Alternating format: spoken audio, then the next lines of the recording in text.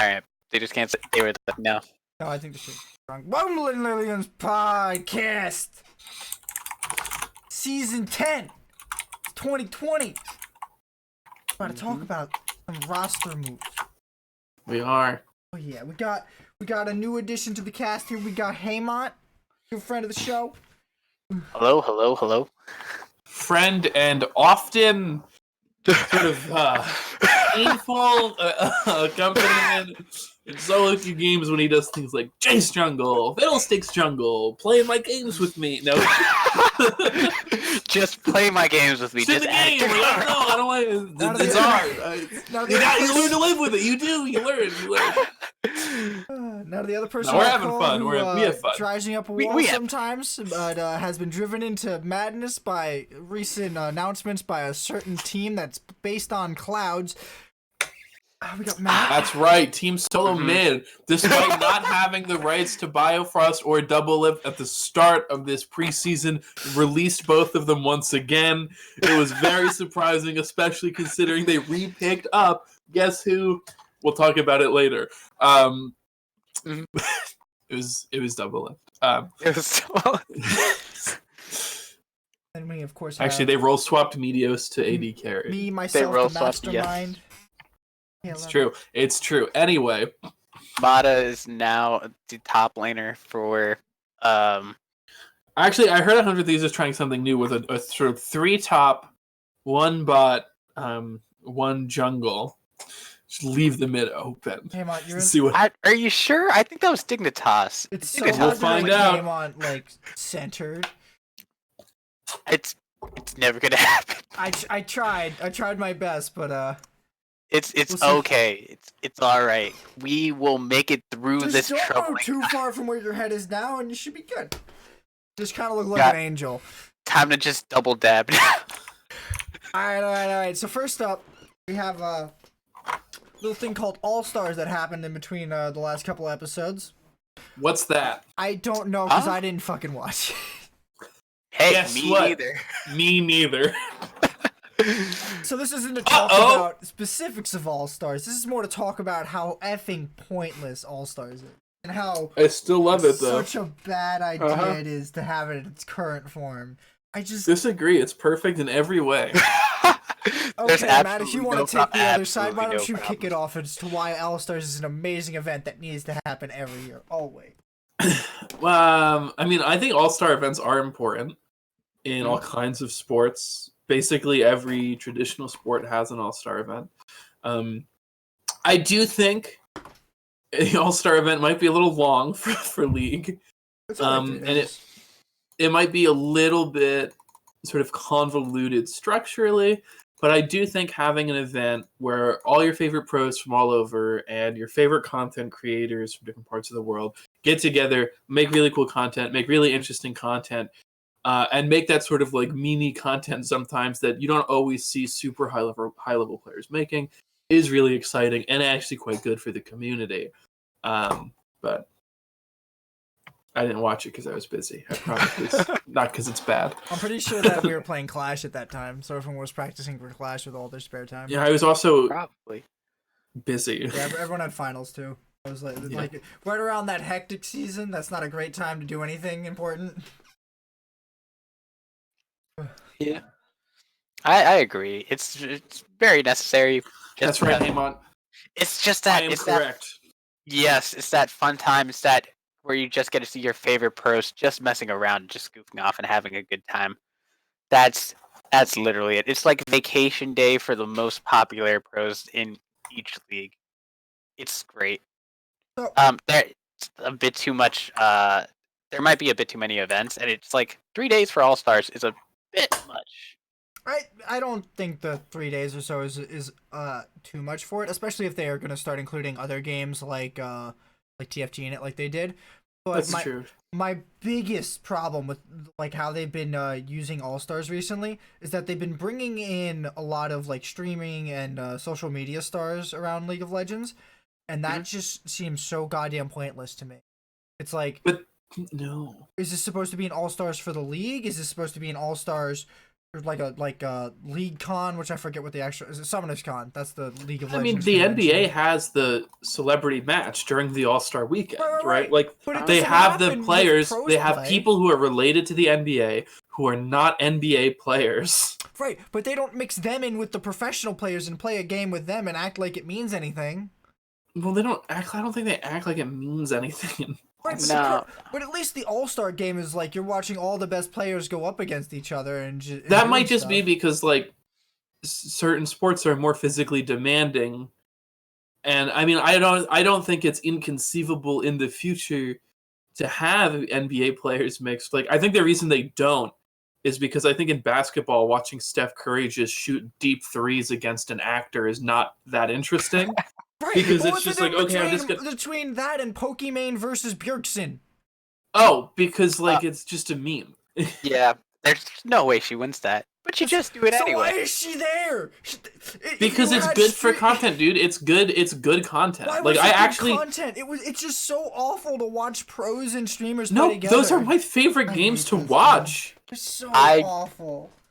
Would hands down love to see like the WWE match, the show match where they had Tyler one on one team and Cutie Pie on the other one. That context, that was like also that was only one good player and 4 randos that were all definitely silver and bronze that they got to play the game. Yep. But like in that context, it made more sense. But in here, it's like all the representatives from NA are like 2 voted in players, 2 streamers, and then another pro that a Riot selected. But I honestly think that, like... pros voted in for NA declined their invitations. Did they? Yes. Bjergsen Really? and Doublelift both declined their invitation. I think Bjergsen got voted. I don't remember. Whoever the first 2 were declined their invitations. Doublelift was one of them. Oh, was Doublelift and Sneaky? I don't remember. But Sneaky was at All-Stars. He Phil?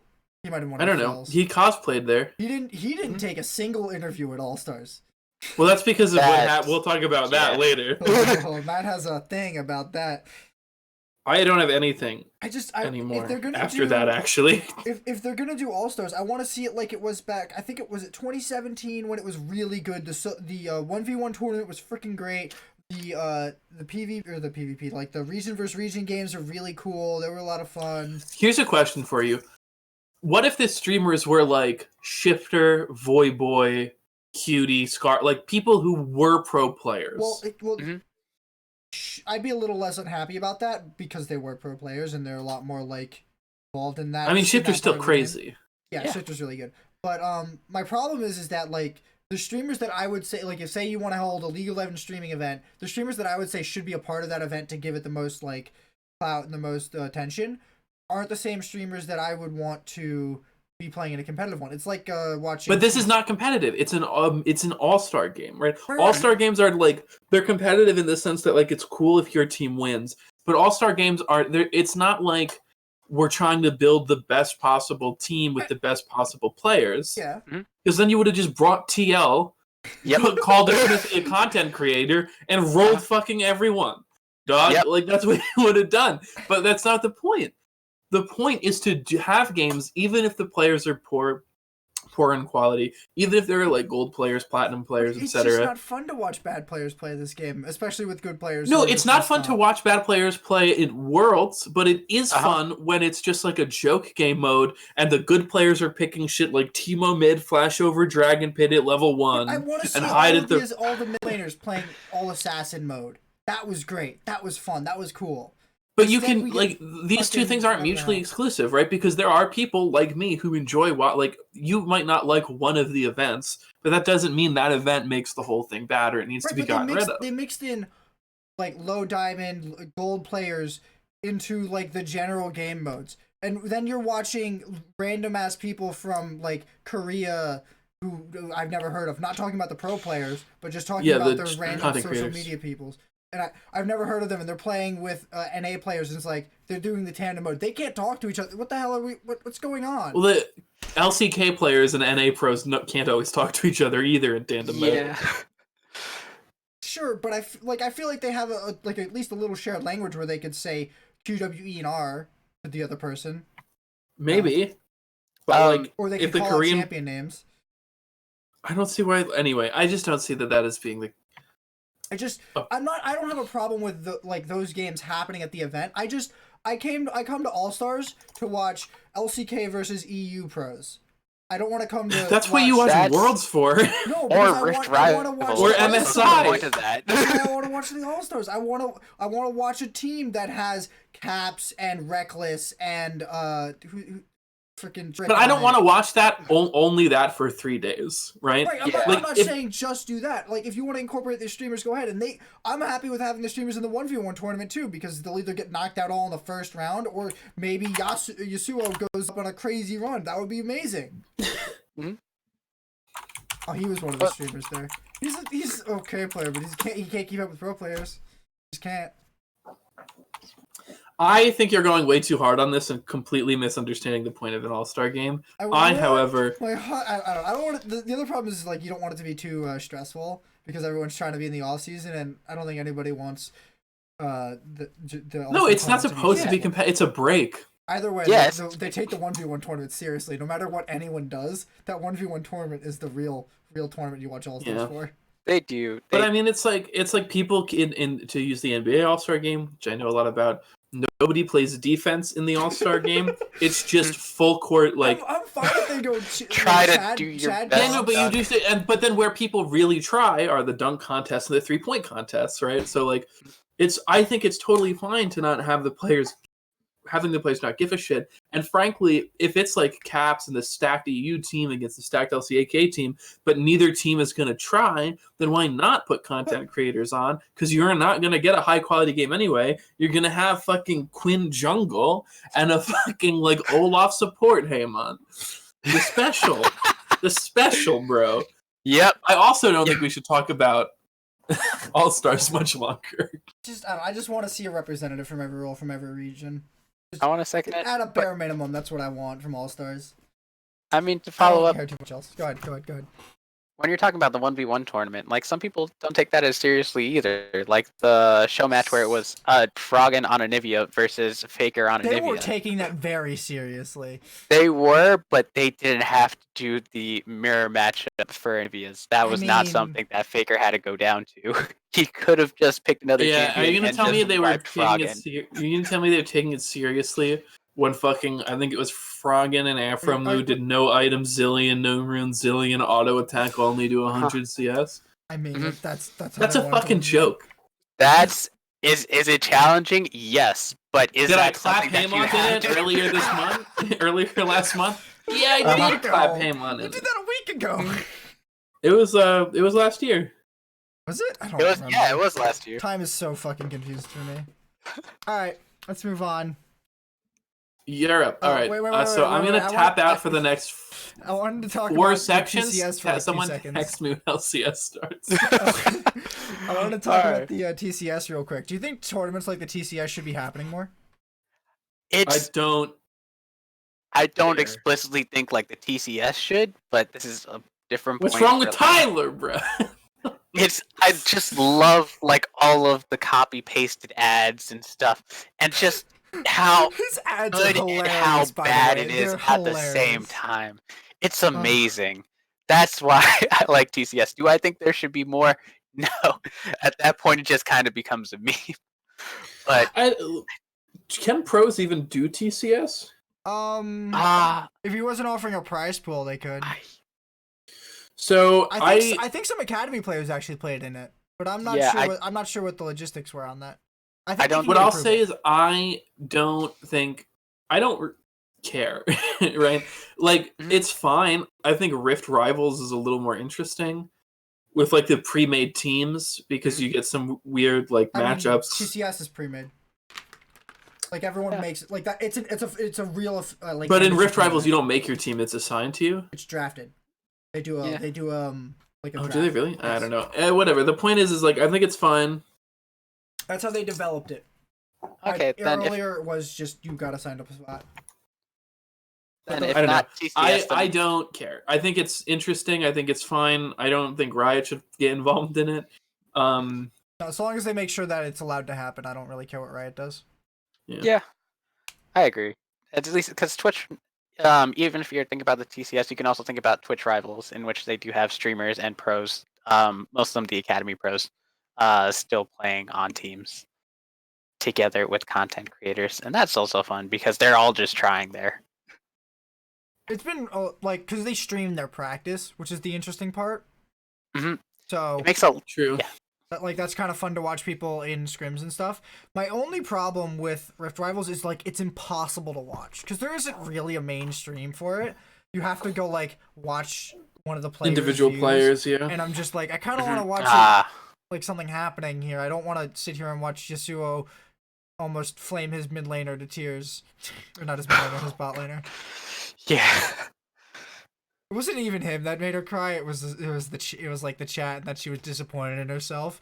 But like, when you mix match so many different skill levels in a tournament, it becomes so apparent. Like we've seen it in Clash half the time. Like half the time I'm up against somebody who I'm even with, or they're a bronze tier scrub, and I'm just like I can't do anything in this lane because he's so bad. It's over. Mm-hmm. True. All right. Well, want to get started on the next topic? Yeah, let's go to some of our international roster moves. All right, you heard what I said, right, Anthony? You really didn't check out that hard? You don't want to talk about the perks and cap swap and Forgiven? All right. Yeah. All right. So yeah, text me in like 10. All right. So I'm actually gonna hold EU for last and start on the international scene, which we really only have one big topic for, which is that Lyra started a new team with Tal and a streamer from Sangoon in the I think the Vietnamese league, right? No, they're trying to start a new LCK team. Oh, they're in the LCK. Oh, that's right. That's not Lyra. It's Levi. Levi's the one from Captain Levi. Captain Levi. So Lyra used to be like kind of good in the like the olden days, back when Mark Z and Skara had a show. They would just constantly like just love Lyra over and over and over again. But in the past like 2.5 years or a year and a half or so, I'm not sure, he's just been so bad. I don't think he's been terrible per se. Oh my god, he's been one of the worst junglers in the league. What are you talking about? There's still the times when he's on Jarvan, I'm like, okay, like he's still got a Jarvan, that's good. When I see him on Elisa, everybody I'm like, has a Jarvan, dude. Yeah, I know. It's 3 buttons, one of which can't miss. I know, but there's 2 metas of Jarvan. One of them he was unkillable. The other one he just lost to Rek'Sai every game. So he's still got like some of those, but then it's like when I see him on Elise, I'm like, oh, I'm kind of scared about what's gonna happen this game, which is just. So I don't think he's like a terrible jungler. I think he could probably put a team together that'll make it in the LCK, but I don't. Yeah, make it to last place. Roast it! No, I'm kidding. No, I 100% agree. That's not even a roast. Also, if this was about LCK, I don't know why you put this down here, but whatever. Well, it's not officially LCK yet. It's work in progress. But I moved it there because I didn't. I moved it there because I moved it out of NA, and I didn't know if it was the team was going to be in LCK or a different region, so I put it in international. But most importantly, Huni has something taken away from him yet again by Tal in the top lane. First, it was his top lane position on SKT. I don't think he now gives it's two his shits about former Lyra. jungler. I don't think he cares about Lyra at all. I shouldn't say that. I shouldn't say he doesn't care. I'm sure he cares about Lyra as a person. But I don't think he cares if he's his jungler or not that much. Yeah. Let's not say Huni doesn't care about Lyra. We're going to start some beef. I just found it hilarious. Oh, Tal gets everything this time around. Alright, so let's see what's happening in the LPL. Jackie Love dropped from IG is actually an interesting move I saw. I'm surprised that IG dropped Jackie Love. Which position did Jackie Love play? He's the 80 carry for IG. He was okay at Worlds. That's that terrible Kai'Sa skin. That's my guy. That's my dude. So he was okay at Worlds. I don't know. I didn't see this move coming, and I guess it's an upgrade you make, but I thought their jungle was a bigger spot where they wanted to like make some moves, or their support. I think Balon actually is gone. They picked up Vichy Gaming's bot lane roster. I can't tell you anything about them, but they did pick up their bot lane. Yeah, they have 2 supports. They have Southwind and Fate. Yes, they do. And then they picked up Puff, who I've never heard of before either. Yeah, I have no idea. Yeah, so I'm just surprised that Jackie Love has dropped because he has been like a world champion player. Like Did he retire? I don't know. No, Or are they, he's like, a free agent now. He's in the Oh market. wow. Yeah. No, There had to be some like internal issues then, right? Like they're not just dropping. Well, the thing is their internal Probably. issues were known to be around their jungler. Yeah, so like with Ning, he was known to not be exactly the peak And jungler their top at laner. times. The shy still stays there because he's Right, because he's the Yes. Shy and he's great. But the Shy had a couple off moments every now and then, and Duke would step up for that. yeah.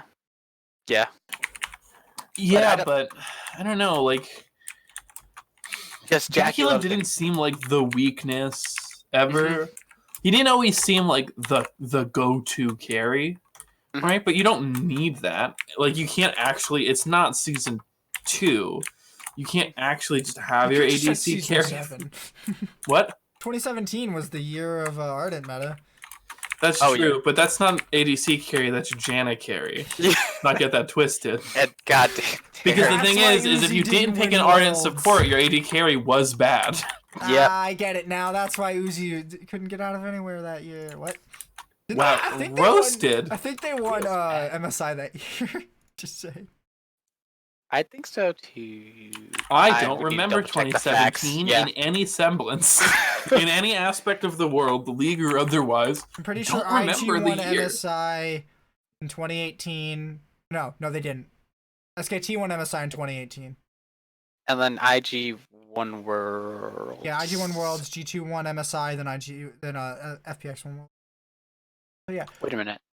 Khan went to FPX. Isn't he just a backup? Wait. Yeah, I don't know if just, he's there. I don't. They have 3 top laners. Either way, I think even if they were to start him, he'd be fairly all right. It would just be you'd have to get over the language gap. But I think that FPX has like a good enough environment that Khan could probably do good there. They already have Gimgoon, but I think Gimgoon's And also, environment isn't everything, right? Like you can have a positive environment, but like now, but then add someone in personalities clash, play styles clash. If there is an issue with the language barrier, you know. Gimgoon's been there since 2014, so their Korean top laner is probably pretty fluent in Mandarin by now. Yeah, Mandarin. Okay. But I don't know. I from the looks of all their roster moves, they picked up backups for a lot of their players. Like they pick up 2 top laners, another mid laner, and a bot laner. But they actually haven't said if Tian is staying or not. But Tian looked pretty good at Worlds to me. He was hands down one of like the best junglers there. It was just super smart jungling from him. But alas, welcome to Vici Gaming. Yep. Jesus. Yeah. I did not notice that, but like, holy shit. It was a weird one. Yeah, in the off season, a lot of SKT players were leaving. There was Khan who was looking for moves, Clid looking for moves, Coma looking for moves. They were. I want to see Coma's contract. I want to know how much money he's getting paid. It's probably a lot. It's probably so much money. Oh you gotta think that man's getting paid nice. He's got a ward skin. I used to use that ward skin. It's a good one. I can only imagine he's getting like 10 million over 3 years or something. That's a lot of money. That is a lot of money. There's a lot of money in the Chinese League of Legends scene. It's their 3rd biggest sport. It's as big as like. What are their first 2 biggest sports? Basketball and I don't remember. Soccer. Okay. Soccer's not a sport. Matt, I can hear your keyboard. Can you hear me what? I can hear your keyboard. That's because I'm typing and I'm talking to you. That's just big. I don't think it's gonna make Vici Gaming any better, to be honest. I don't think Coma can do that many miracles. He was mostly a strategic coach on SKT. He also coached Faker during the peak of Faker's career. No, he didn't, because that was 2013. What are you talking about? Also, there's a head. Are you serious? Yes, there's a strategic head coach that has also coached Faker for almost just as long as Coma has. And I don't know if he's still there. Faker's peak was 2013. Though. What do you want to say when Faker's peak was 2017? This year. No. Did Right you watch now, that, bro. man? Right now. You should go watch Casper. Right now. Yep. Whatever Yep. season he did that Nidalee but play where he hid in the wolf camp. That was the peak right there. That was season 4. I'll take your word on that.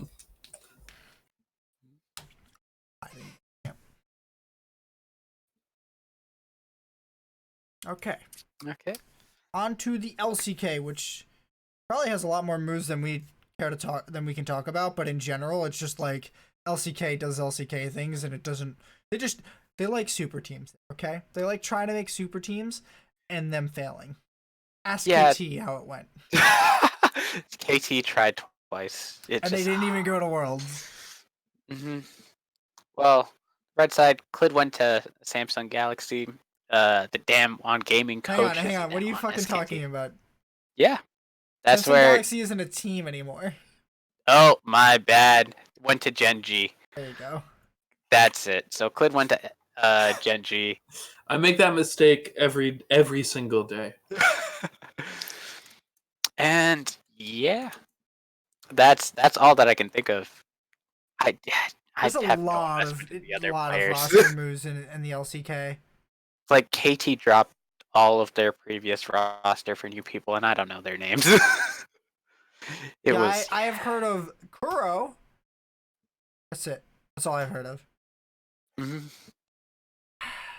But there's so many random ass changes. Oh, didn't Mata retire? You have that who? here? Mata. No, Mata is Mata now retired, the head coach. And now he's the head coach of RNG to make that Skrilla again. He went Yep. back for that Chinese Play-Doh. What? He's there to tell Uzi what to do once again. Actually, I don't know how that relationship worked now, but now Mata's the boss. I love how they lost in. I'm pretty sure you played for them in 2017 with Ardent Meta, but dear lord, how do you lose that with Uzi as your AD carry, Mata? You were one of the best supports in the world in 2014. Because he has Allstar and Thresh. He didn't. He played in 2016 the Ardent Meta? No, that was 2017, 100%. Yep, and he had Allstar and Thresh. I fucking hated the Ardent meta so much. That's 2017. As an AD carry player, I find that very hard for you to say. It's because fucking none of my Jannas knew how to press E. That is a very big problem. I think their support was Ming. I think it's their current support. Yep, Ming is their current support. Yeah, so Ming was the support during the Ardent meta. Oh. Can't win with Ardent Meta and Uzi. I don't know how to help your team. Yeah. All right, on to the actual news that we have any sort of knowledge about. Yes. Forgiven is back in the EU. He's playing LCS. He's done being in the military for Turkey. Greece. Greece, you're right. Okay, he would not have came back if he was in the military for Turkey. Just saying. But yeah, it's Greece. So. Forgiven left, and it was kind of like a real heartbroken moment, but then he kept playing after that interview with Shocks. And I'm just like, hang on, I thought you stopped. Like, weren't you going to military service? And he doesn't go for military service for like another year after that, and I'm just like, I don't... He got like an extension, I don't know what happened. He did, yeah. But like, still. Because originally... I would have just been like, okay, I'm just gonna go right now and take the whatever it was, like 9 months or 18 months off that he needed to take to do it. I'm just like, I'd rather do it before, like now, and come back while I still have more time left, than have to try to push it off and keep pushing it off every time that I'm like gonna stop. That would just be annoying. But yeah, I'm excited to see him back. I'm a little sad he didn't go to TSM because that would have been very interesting. TSM Forgiven. Oh god, so bad. No, it would have been so bad. What team did Forgiven end up on? Hang on. He is on Shaka 4. Schalke. Yeah. Yes. With Gilius, I just want to I want to see what Twitter's gonna be like. That's what I want. You want to see Twitter? Yes, I want to see Forgiven just tweeting. It's going to be great. I still use his by far thing.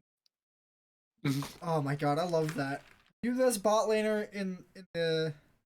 No, not the best bot laner. Are you the best bot lane in the... I think it was EU LCS at the time. He's like, yeah, by far. And it was like the most Chad statement he could make at the time, because he had, like... Vander? No, I think this was during the undefeated split of Fnatic. Oh, So during... He was pretty good. Huh? He was, like, okay. Yeah. He was very good. He hard carried, like, I think he was on SK. To a final. H2K. H2K. Yeah. He hard carried H2K to quarterfinals at Worlds, and I will not say that he went to semifinals at Worlds because, dear lord, you all high. Calling ANX a legitimate opponent. Please leave angry comments, all of you. That's what I come here for. I come here for your salt that ANX is a real team. If that's the hill you want to die on, let's go. I'm ready. Okay. But yeah, he's back. Actually, there haven't been a lot of like super great AD carries in EU besides like Reckless. No, because they've all been showed up fucking out mages. of nowhere. They've all been mages. You're right. All the best bot laners in the EU have been fucking mid laners. I think you figured out why Perks is like, you know what? Instead of getting a good AD carry, why don't I just get a good mid laner and go play AD carry? That's what I'm saying, bro. So Forgiven here, he's either just going to destroy him or he's gonna try to play Heimer and get rocked. Oh my god. Yep. All right, we got two other really big things and one more small thing. So let's start with that. Febman going back to Misfits, which Febby's in NA was quite questionable for me. Just saying. Yeah, it was great when he had that one pentakill in a game, and he was like, "I didn't know what was happening. They just gave me kills." Honestly though, it's like that sometimes, dude. Like, you can't fault the guy for that. Sometimes that's just how League of Legends goes. In a professional match. So yeah, I'm happy Febby's back. He's on a team. He's in Misfits. Do I expect a lot? Not particularly. I'd still say he's good. Wait. He was in Misfits last year. Was he? Yeah.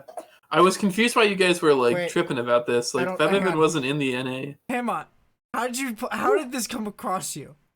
How did you what? I see. I looked at the information and just took it. Like, Febby's coming back. All right. Not coming back. Febby has already been back. There it is. All right.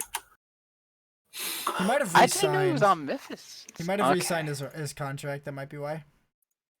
But I don't know. I don't know why you didn't just check the roster swaps page. It tells you if someone was held over. I just went straight to the roster. I skipped the step. All right. On to the smaller of the two big moves. Mithy is now the head coach of Fnatic. So, what do we think about that? Like the support player? Yeah, Mithy, like the support the player. One that used to be in NA last year. Or 2 years ago. Yeah, I mean the one who fucking... Shut up. Don't even think about it. Led your team to the best Worlds performance they've ever had. The best Worlds performance by TSM ever with Sven and Mithy. Twice. Is that Sven and Mithy, by the way? Sven and Mithy clearly in every way better than BioLift, I think. Oh yeah. Every time. You take that upgrade every time. I have one thing. Sven came to NA because Mithy wanted to come to NA. But Sven is the one who is still here. And still competing as a pro. Yep. I mean, I guess Mithy might be better as a coach, but I don't know. I don't know how much better he can be than Young Buck was. You can't tell until he's actually there and after you see him for like a good couple of weeks. He was apparently teaching Grig how to play jungle, which for me is kind of like, huh? That doesn't really... I don't really understand that dynamic, but apparently it was happening, but whatever. I don't... What? With Peter there? Peter's ain't... Alright. This is before Peter. This was before Peter. Who was before Zix? Parth. Or, No. no, Yeah, it was Parth. Was it the interim between whoever was? No, after it was Song. It was Song. No, it was after Song before Zix. Dude, who gives a shit? I Okay. don't know. I just don't think it's gonna be better. I don't know if this is going to turn Fnatic into the first place team, but who knows? Maybe this next thing we're about to talk about is going to destroy the team that is the only team above Fnatic, and they'll become first place by default. So, I don't. You know what? Maybe Mithy is gonna put Reckless on an 80 carry. That might be it. that might be a good plan. You know, you know what they said the same thing about Bang. Look how that turned out. Yeah, great. It worked really good. All right. So the last thing we have to talk about is caps and perks of role swapping again. They can do it. They've earned the right. They did it one time. Why can't they do it again? They're both great players. And it's just... I honestly don't think Caps will be as good an 80 carry as Perks was, and I didn't even think Perks was that amazing of an 80 carry. I thought he was serviceable, but like everyone's like, oh my god, he turned into one of the best 80 carries in EU in like less than a year, and I'm just like, you're acting like EU had a lot of these god tier 80 carries. Forgiven's gone. Like, all you got left is And even when he comes back, he won't even have a god tier. No, I'm kidding. I'm kidding. He was really good. But like, the only one that I've heard people talk about is like Hansama and Kabe, who is now in NA. So it's like, who was he competing with? There's nobody. There's no bot laners in EU to compete with. I don't know why they thought Perks was such a good 80 carry. Did he play good? Yes. Was he better than Uzi? Was he as good as Uzi? Probably not. Yeah, that's fair. I would agree with that, Reed.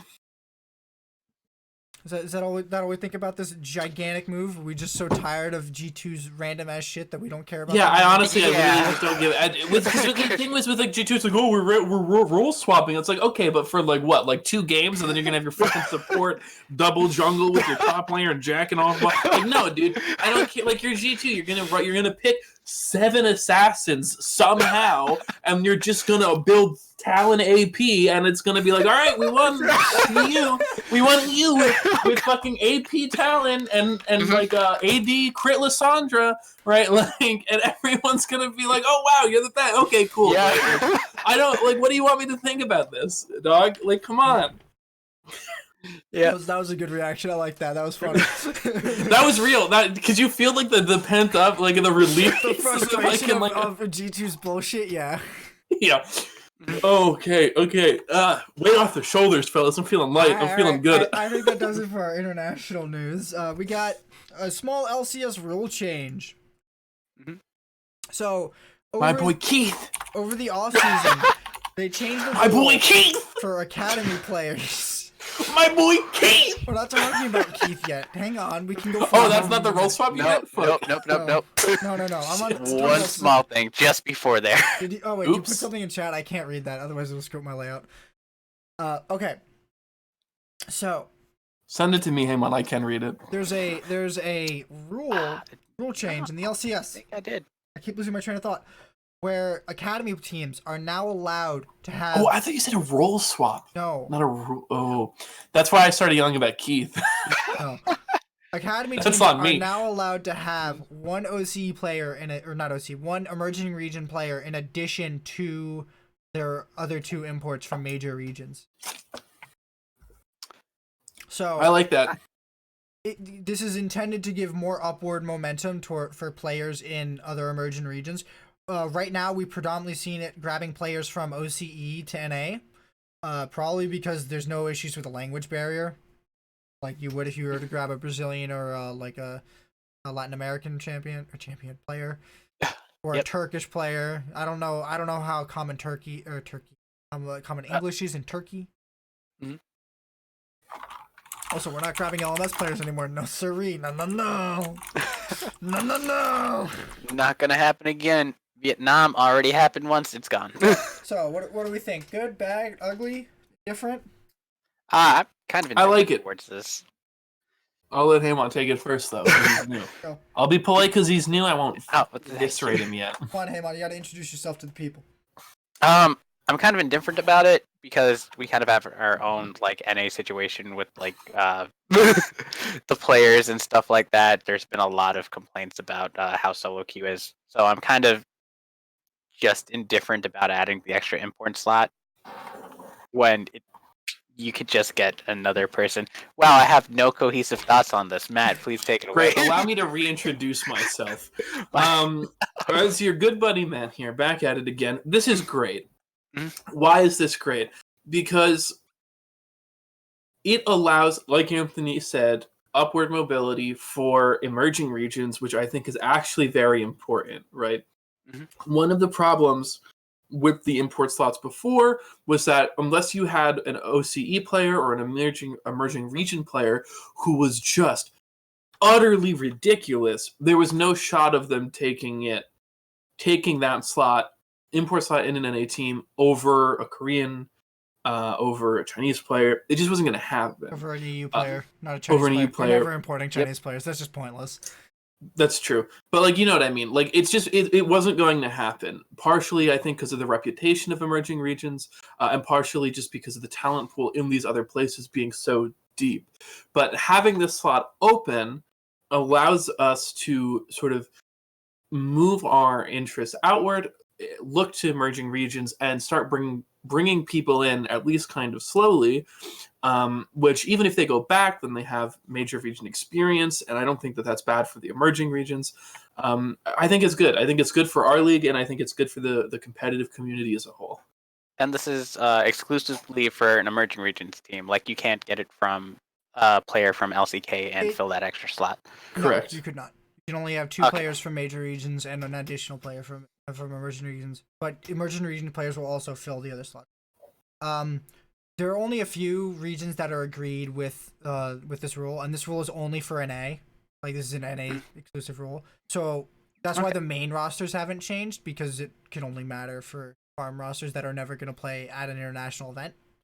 Because it would be really stupid if an LCS team had an OCE support and 2 Korean mid laners and top laner, and then went to like MSI and they had to swap out their support or something because of whatever. That would just be dumb. Yeah. Okay. So I honestly don't.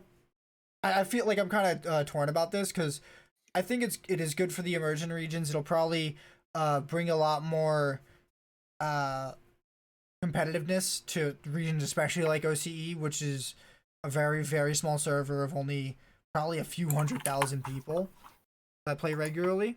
But I feel like this will seriously continue undermining like NA homegrown talent, because if you're increasing the options now, I don't think this is increasing it by a large amount, but if you're increasing the options for people to pick players outside of NA and not increasing NA's competitiveness really, then it's just gonna harm NA's solo queue even more.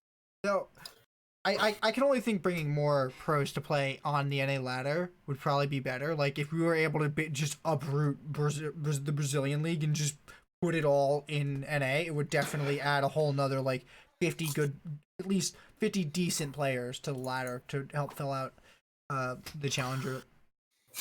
I think that that's a legitimate concern, but first of all, it's only one player on the academy team. So right, but that's the spot that should be taken up by resident. That should be taken up by somebody who. No, but it will be if the resident is good, right? And then you also have to consider the fact that, right, like who's going to get imported? Is the starting mid laner of the top OCE team coming to only play an academy in North America? Probably not, right? Like, probably not. No, I think that's exactly who you're going for. I think BRTT probably got several offers to play on an academy team in NA this year. He probably did, but like what I'm saying is like I just think that like the people who are more likely to take it probably aren't like the best players who could be playing on a pro team there or playing on a pro team in an emerging or in there being their emerging region. I think that if you're of a high enough caliber to like go to international competition to perform highly, then your career trajectory isn't like NA academy, right? It's so like when you're thinking of like Rioma to Thieves. Yeah. a situation like that where he's the top like OC mid laner and he just goes straight to a starting roster in NA. He probably wouldn't have done that for an academy one. That's what I'm saying, right? But on the main roster, he takes up an import slot, which I think is obviously good. They shouldn't get a free import slot on the main roster. But I just don't think that like it would be it's as appealing to people who could just be getting on main rosters. So this is for like lower, like mid-tier, lower tier OCE players.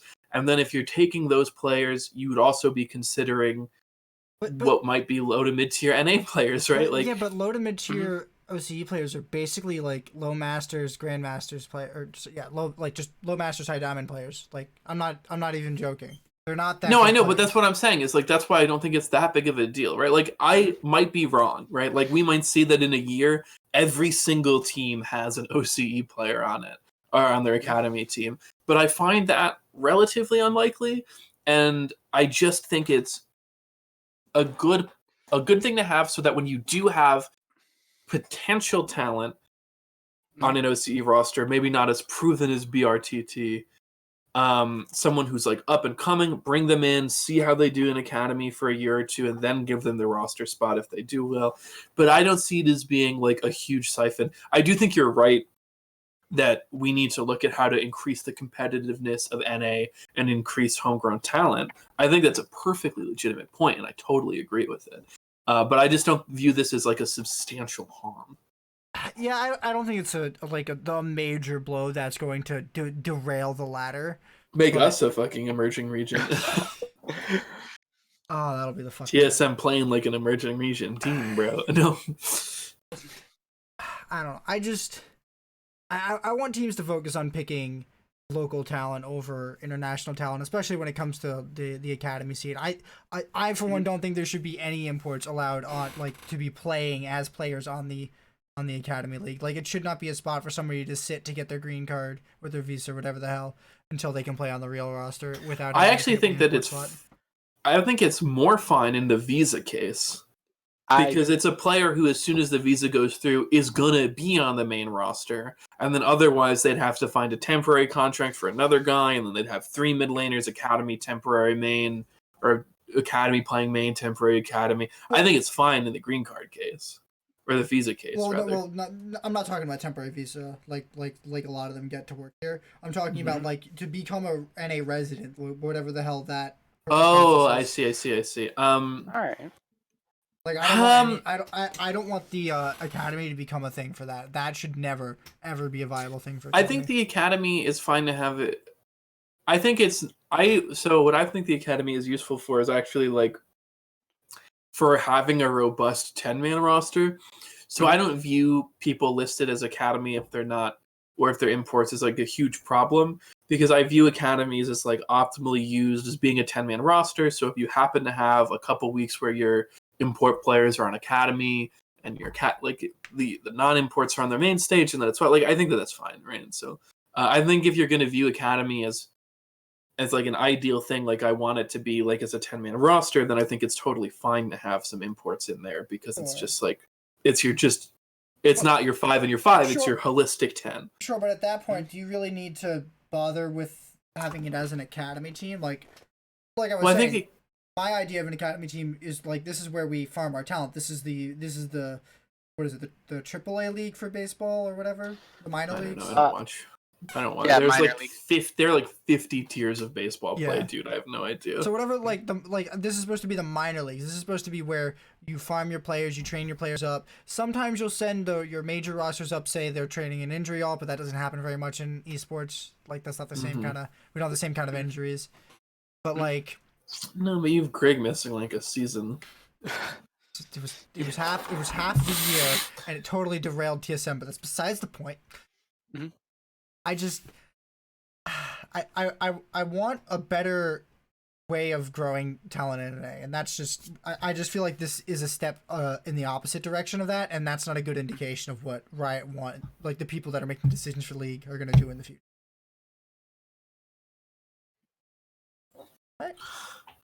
All right. That topic's done? Yes. All right. We get to move on to the mainstay, the big cheese, the rosters. Okay. All right, first up, we have a section that I have entitled "Why." Perfect. Who hurt you? No, Oh, yeah, I forgot about that. you just doubled. How could you forget about your baby, dog? I don't know. I Mhm. was too busy thinking about the rosters because they're so Yeah. goddamn confuddling. I'm fucking pissed at you right now, bro. All right. First up, we I'm have pissed. I'm angry. Golden Guardians. Golden Glue who Guardians. Have just oh my god! I don't think he's on that team. They straight up doubled Yes, he down is. on the role swap strategy. The split Golden Glue where they is were on like, this "Ole, team. yes, Time this out. time." Time out. Are we talking about my boy Keith? Yeah, talking that's about your boy Keith. They Oh, just you're talking doubled about- down. Is he Yup, still your but boy Keith- though? Yeah. Yes, Keith. Keith is the lad. I've never once said a single bad thing about Keith. I love Keith. Mhm. He's a very funny streamer when So- he does stream. I like his content. So the really questionable moves here are they picked up a Turkish jungler called Closer that I've never heard of before. Apparently, I've also never heard of Closer. he's apparently Yeah. done okay in the Turkish league, but for me, it's more like what? Who are you? Why? Why? I don't really care. I- They picked up Golden Glue instead of Froggen, which feels super lateral to me, but hey, it's not an import slot anymore. So Yep. they get to have Closer instead, which again, Why? doesn't feel like an upgrade over contracts, but whatever. Then they're It honestly probably feels like a downgrade to contracts, maybe. But Then I don't know. I they- don't know anything about the guy. He their might be lit. He might be carry great. Is still FBI. Yep. Random ass OCE player. He looks okay. I don't think GBM he's used to garbage, fucking but like Play on Royal Youth. What? GBM Oh, yeah. fills everywhere. And Mhm. then He's a coach now. to the aghast dismay of everyone, Keith is now role swapped to support. Why is that a gas and dismay? That's my boy Keith. Is your boy? Is your boy right there? You want to take credit for that? Because, dear Lord, dear Lord, dear Lord, I don't know who that came up roster with this decision, but I was watching like this doc series they had about their roster when they were putting it together, and the way they seem to come up with it is they're just talking about who they want to try to talk to for support, and they're like, "Hey, you guys want to just ask Keith if he wants to switch to support?" And everyone's like, "Yeah, that sounds like a good idea." I'm just sitting here like, am I the only one in this room that thinks this is an awful idea? A lot of former AD carries, become supports. I actually don't think it's that hard of a transition. I'm sorry, did I just sneeze? The best example would be Core JJ. No, and the best Yellow example Star. is Afromo. And Yellow Star. Yellow Yellow used to Star, be an Core 80K. J. What? I didn't realize Yellow Star used to be an 80K. He played Twitch in like season 2 or something for Fnatic. What? I do not think Yellow Star was in.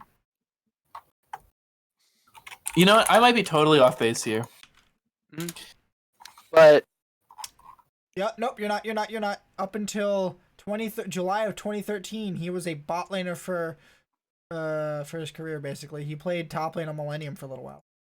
But that's not what we're talking about. Today we're No, talking but I about actually Golden think Guardians. anyway. My point is, as an AD carry player who plays a lot of support, also, I actually think it's a pretty easy transition. It's gotta be, it's easier than most others, I would guess. Yeah, I think it's one of the easier transitions in the game, to be honest. And Keith has a lot of experience in competitive play, in academy play, and I think he's legitimately capable of becoming a solid support. I really don't think this is going to be like an insanely hard switch for him. And I guess it depends upon the pool he's going to be playing. I have no idea what Keith's support pool is going to be. I have no idea how deep or how shallow it's going to be at the start of the season or how it's going to progress. Organa all day, every day. Well, but the thing is like also if you're a pro player, like he probably has like it's probably not that hard for someone who's like challenger or master level mechanics to pick up someone like Thresh, right? Kind of, but you also got to remember they have to be able to play it at a challenger level. Like no, I know, but like that's why in the preseason he's probably been scrimming and practicing. He's probably getting coaching, role coaching, right? Like it's not like they're just throwing him like figure these champions out. It's regimented, like. I mean, yes, but then you also have to bring up the previous example of Ole, who went through the same system before, just the split. Well, before that, and he didn't turn out to be like the greatest support at the time. Oh, Huhi. Yes. Okay. Why Well, do I but have that's a Ole mid down there? laner. Huhi. Yes. That's a mid laner, and I think a mid lane to support is actually a way harder transition. I Harder than It's harder than AD to support. Not the hardest transition. I don't think if it's harder, I don't think it's by much. No, I think it's because I think that the hardest would be top lane to support. Yeah, I would agree, 100%. And Yeah. I think it goes bot lane to support easiest, to jungle to support second easiest, mid lane to support, top to support. I don't know. It's really hard because mid lane's actually a lot about roaming. So, yeah, I mean, yes, but And AD carry is about not roaming. no, but as an AD carry, you're just next to a support long enough, you start to see how they act, you figure it out. Right. But I don't know. It's just...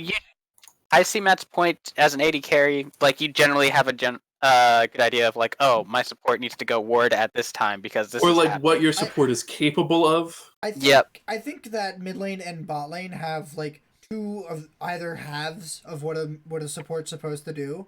Like a bot laner has a good understanding of how a support's supposed to play in lane and like operate in team fights, whereas a mid laner knows how a support kind of has to roam, where the good moments in the game are to roam, where pressure would need to be exerted when and how. I think roaming is easier to learn than lane play. Either way, I still don't think this is a good idea, and I think Keith's going to be a very bad support. I'm excited to see it. I have faith in the kid.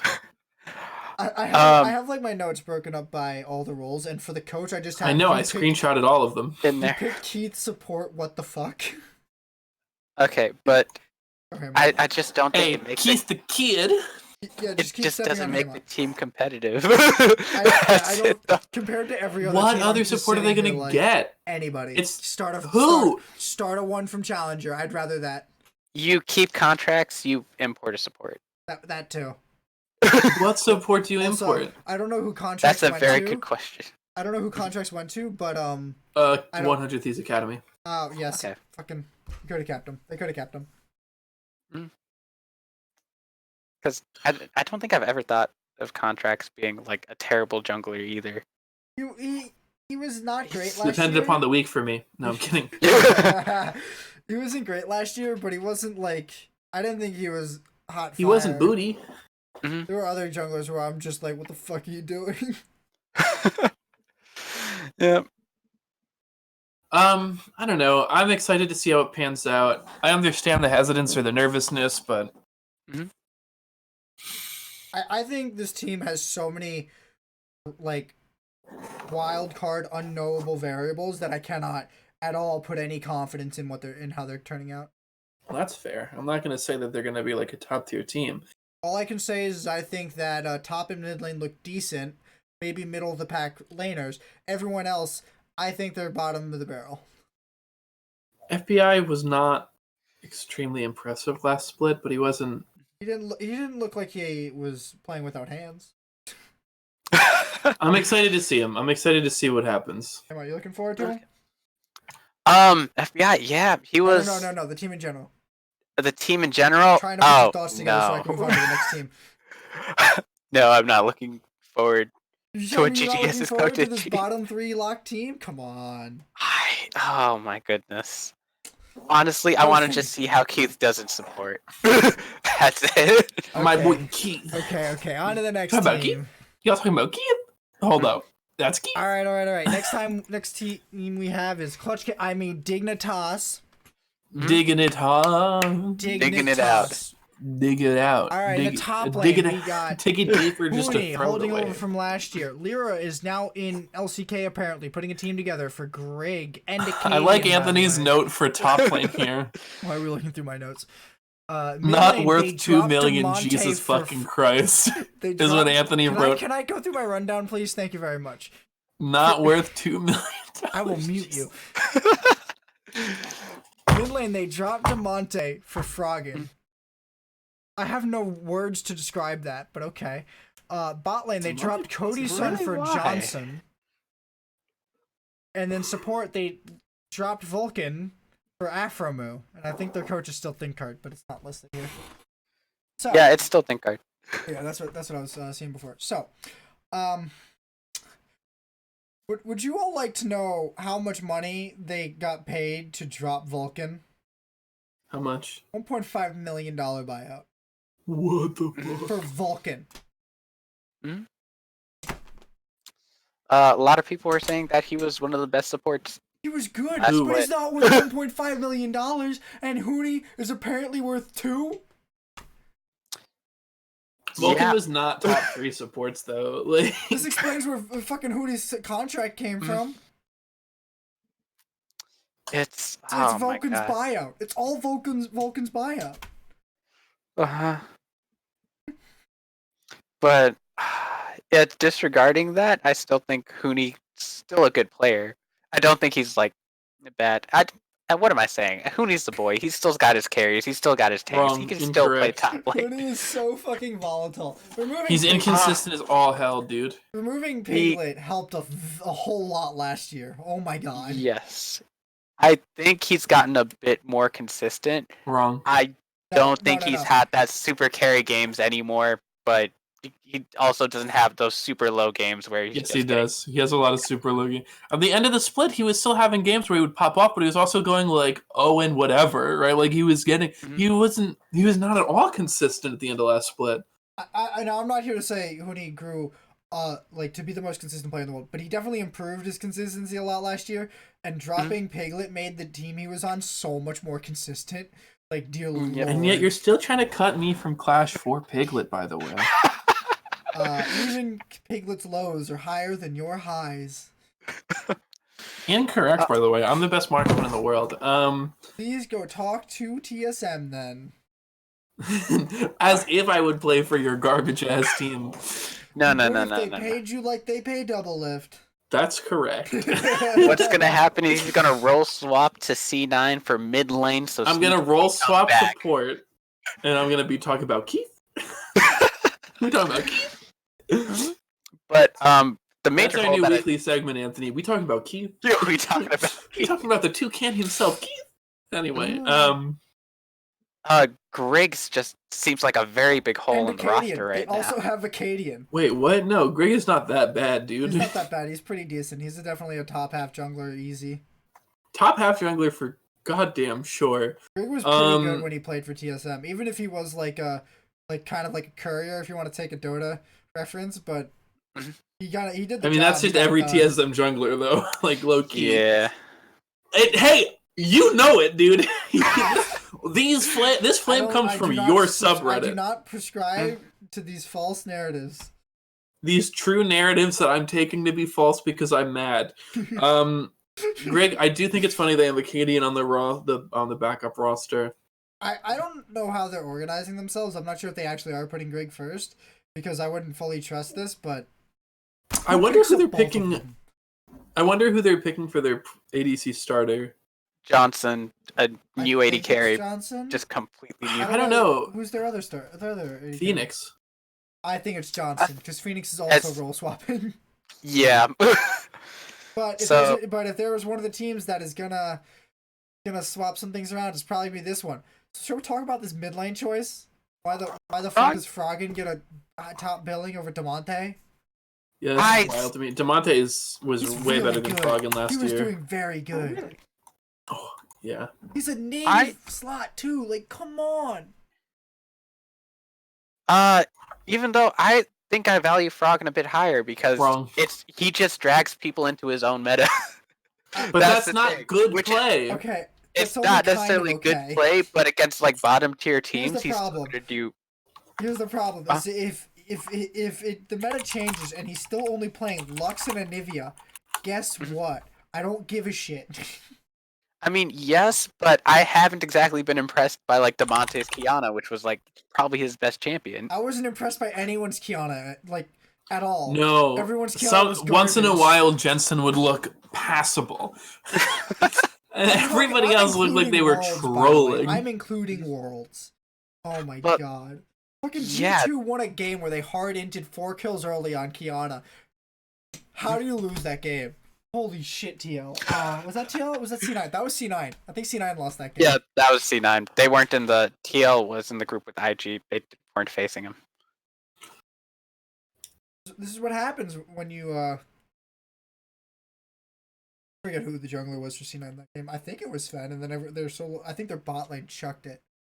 Oh my god, is that the game where Licorice was flaming them for losing? Don't remember. On Sonotime Kench. It's like it's a thing from the you're not gonna be able to remember. Yeah, I know what you're talking about. I just don't remember what game it's from. Oh my god. Mm-hmm. Yeah. That's okay. Oh, they have Afromu too. Yeah, Afromu was a pretty good pickup. I also don't I think he's better than Vulcan. Not right now. But if not after the end of last year. Yeah. If you have a new AD carry, he probably works well with them. I'm a little bit worried about how him and Froggen are going to work together because Froggen has his own very strong They're ideals. Old friends, I'm pretty sure. Froggen played for COGEU, by the way. I do know that, but I didn't know that it worked with that he would have ever met Afromu or something like that. I just don't know. On CLG Prime. Okay. I don't know the history about that. They scrimmed each other back when they were both like teams. They what? They both scrimmed each other back when they were teams. Yeah. I don't know. I think that's not the mid support synergy on that team is not the thing to say yikes about. No, it's choosing to not run DeMonte and buying both Grig and Acadian. You don't need both. It's not like you were gonna use them, dude. And I don't think I ever buy. I don't think I pick up Acadian. There are either some details. You're just mad about Acadian. There are either some details I am missing, or they are just gluttons for punishment because I don't see anything good happening. Also, who the fuck pays Hooney $2 million? Who? Dignitas. Anyway, next team. Yep. Okay.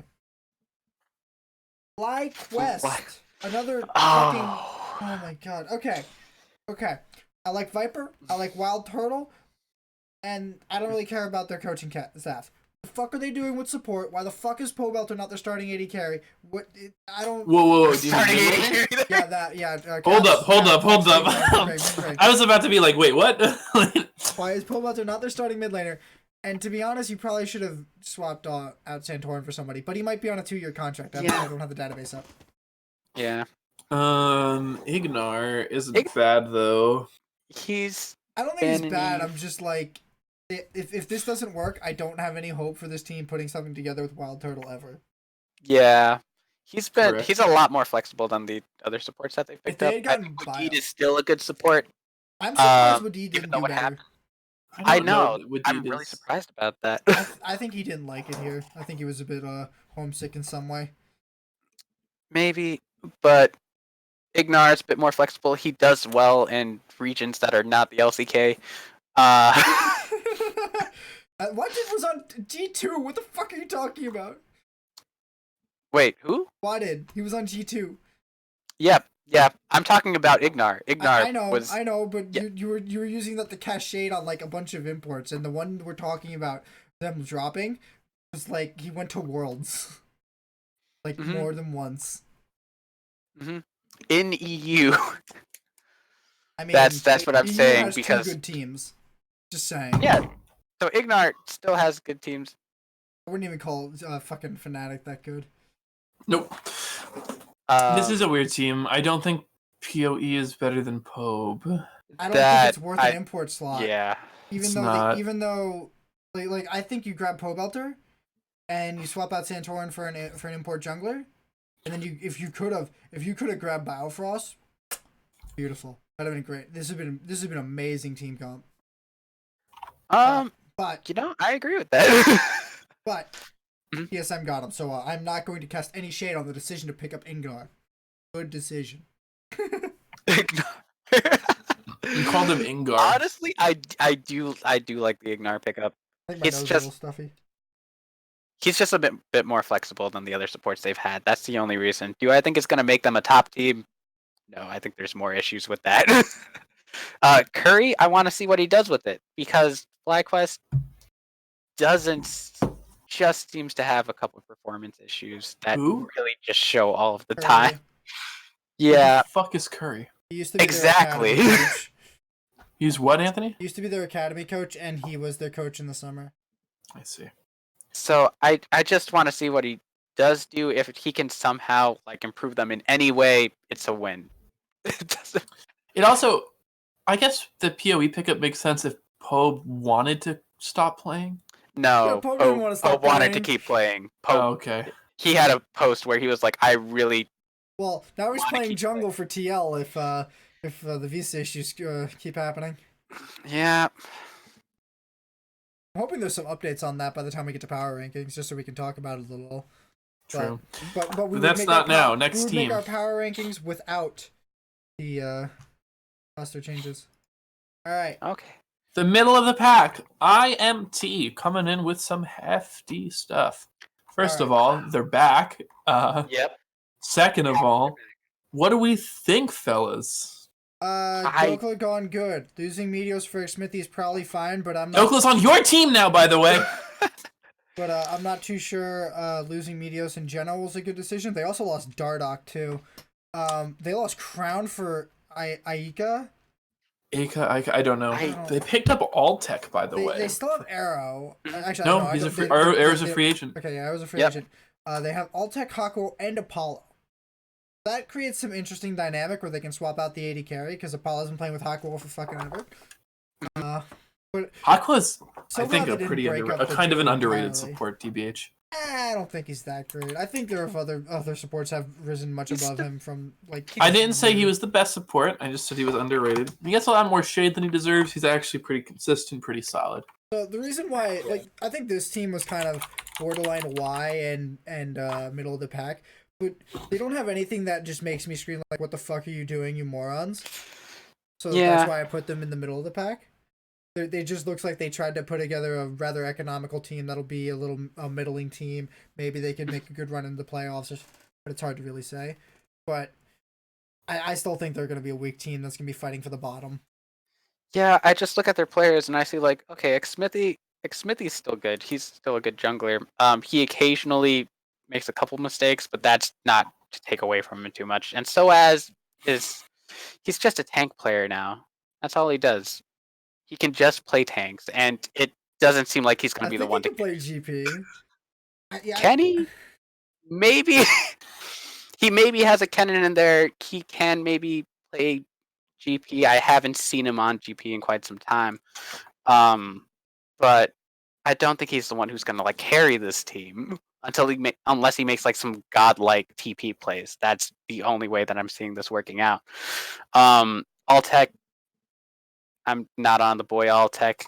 Hakuo's still good. I believe him and Smithy can get some things done, but that's all that I'm thinking about this. The only team. saving grace for this team is that their bot lane situation is strong, at least strong-ish, and their jungle is strong. Everything else is kind of like, this doesn't look great, especially considering what you lost to get here. Mm-hmm. I feel like they could have had a better option in the mid lane easily. I feel like they could have had a better option top lane, but here we are. All right, what you think, Matt? I already said what I thought. Okay. You agree? 5th, 6th place team? Yeah, I don't know. Soaz is decent. Like, Smithy is always consistent, but I think it's going to be hard for him to perform at the same level without the same caliber of supporting cast that he had on TL. One of the reasons he looked so good wasn't just because of his play, but because he had an extremely solid team and system to back him up. Alltech, I'm excited to see him play. I hope he does well. I don't know. Haku, like I said, a little underrated, I think. He's consistent, fine, middle of the pack support. Never terrible. Literally don't know anything about their mid laner. No clue. So I have nothing to say about him, but he has cool glasses in his picture. So we'll leave it there. Played for G2 a long time ago. Does that mean anything? No. Alright. On to another middle of the pack team, Cloud9. Alright, Matt, do you want to walk away or you good? You need a moment? Can you keep going, bud? Alright. So we got Licorice. I'm leaving. I can't do this, fellas. I retire. I quit. No. Matt, do you want to go down the rundown? I want to see the pain on your face as you go down this list. Wait, sorry, what? I blacked out. What's up? All right. I'll do it. No, I'll do it. I got it. Okay, so, nope, I can't do it. Anthony, Alright, you got Licorice in the top lane. They dropped Svenskeren for Blabber. They kept Niski. They dropped Sneakies for Sven, and they dropped Basil for Vulcan. Okay, so rundown. They still have Reaper. What? They still They have still have Reaper. Reaper. Yeah. Alright, I think keeping Licorice... Which is good, because Reaper is still an extremely good coach. Alright, I think keeping Licorice was a great idea. I think Yep. keeping Blabber over Svenskeren is a fucking stupid idea. I think keeping Niski is a good idea. This bot lane is a fucking fiasco, though. Holy shit. Yikers! The only I reason think- they aren't a Y team is because of how strong their individual players are. Yes, the solo laners are just hands down. And Sven's a very good AD carry. Licorice, phenomenal top lane. Mhm. Excuse me. Blabber, decent jungler, inconsistent at Worlds, sometimes inconsistent in general. His aggressive playstyle didn't always line up with old C9. We'll see how it lines up with the new one. Niski, I agree. Solid mid laner. Did not really underperform last year. Did not disappoint me. Jesus Christ, that sneaky business. Dear, oh God. Full-time cosplayer now, man. Mhm. All the And all the streamer. lewds you want. Sven is a decent AD carry, but he's all right. He's like top half, probably top 2/3. Top 2/3. Did you just fucking say top 2/3? Yeah, why? Did you mean top third? Nope. Then you're being extremely like Dramatic, yes. dismissive of how good this player is. He's That's really the good. joke. That's the fucking joke. Yeah, Sven really good. Wonder how his synergy is going to be with Vulcan. Yeah. I think that's going to be the biggest hurdle for the bot lane because they're both individually very good, but we have no guarantee as viewers how they're actually going to stack up in lane against other teams, how their synergies are going to be. And I think that's going to be a big sticking point is how well they can work together. Another interesting thing is just that everyone else on the top half, the top 3/5 of the map, Licorice, Flabber, and Niski, all have a lot of experience playing together. Mhm. This is two brand new bot laners, so not only do these two need to learn how to play with each other, but these two need to learn how to play with the whole team. If you Right. talk to So- Licorice, the last bot lane didn't know how to play the game either. With the team, you're right. I'm gonna vomit. So I think that might be a bit of a hurdle, but Reaper is a really good coach. C9 is a really good system, and I have no doubts that the team will be able to sort of develop that synergy if it's possible. Who's their academy AD? Some new dude King from OCE. Okay. They really went in on these OCE imports. Yep. But God yeah, no, damn, I there's agree with one, everything you two- said. I am sad to see Sneaky go. Viewers will know that I am a big fan of Sneaky. I love the dude. I watch his streams and absorb his content all the time, and I've been a C9 fan since the days of Sneaky, Meteos High, Lemon Nation, Balls, in big part because of the content and atmosphere that the team sort of had, right? Like they were memers, they were funny, they were fun to watch. So it is really sad for me to see the last of the original members leave the roster, or at least leave the main roster for the time being, maybe forever. We'll see. And before Sneaky goes to 100 Thieves and we start off the dark Sneaky route. let's go. He has Let's turned. get it, boys. I'm excited to see how the team grows from this. I think as a viewer and fan of both Sneaky and Cloud9, the way that from the public engaged with the sort of getting rid of Sneaky, the benching of Sneaky, was not great. I think there was a lot of miscommunication, a lot of sort of venom from all sides, and it was handled really, really poorly. So that hurt to see because I think Sneaky really, really deserved better than that as that longtime player and centerpiece of the team. At least from not centerpiece from the play style perspective necessarily, but you know what I mean. Yeah. Just as a sort of career player for the team. But He was what Doubleth was for CLG for C9 at this point. Yeah, exactly. And so it was sad to see it happen like this, but I hope he does well. I know he's going to do well streaming against dummy views, but like He doesn't need to stream, Matt, and you know he doesn't need to stream. He's just gotta keep up that cosplay. he's got to keep up. That's the real. You get the Patreon for the cosplay exclusive. I forgot to mention the winner of this year's pick'ems will be getting a full year subscription to Sneaky's top level Patreon. Please note, this is a joke. Please don't hold me to that. Sadness. I don't have that much money. Had to get me today. All right. Okay. You had to get me excited, dog. I was ready for the cosplay. I was ready for it, dude. Mm-hmm. Let me see that Sneaky. I knew one of the mods for the C9 Discord, and he has the lewds, as it were. Very funny. Very funny. I am excited to see C9 play. I imagine I'm going to continue to be a C9 fan, although it will be weird seeing everyone leave. Just be a 100 Thieves fan. Leave. Follow the meat man. I don't want to be a 100 Thieves fan right now. What's so bad about it? They're a pretty good team. They're in the top 4. We're talking about them later. Side note, I don't have a good reason. Because then what am I going to do when Meteos retires? Stop watching the LCS? I wish I could. I wish that was not cursed for my hubris by God, right? Like I wish that I could. I wish that this was not what was happening, but it is. The decline is coming. Yeah. I have seen it. I have felt that the day of reckoning that Papa John talked about is coming.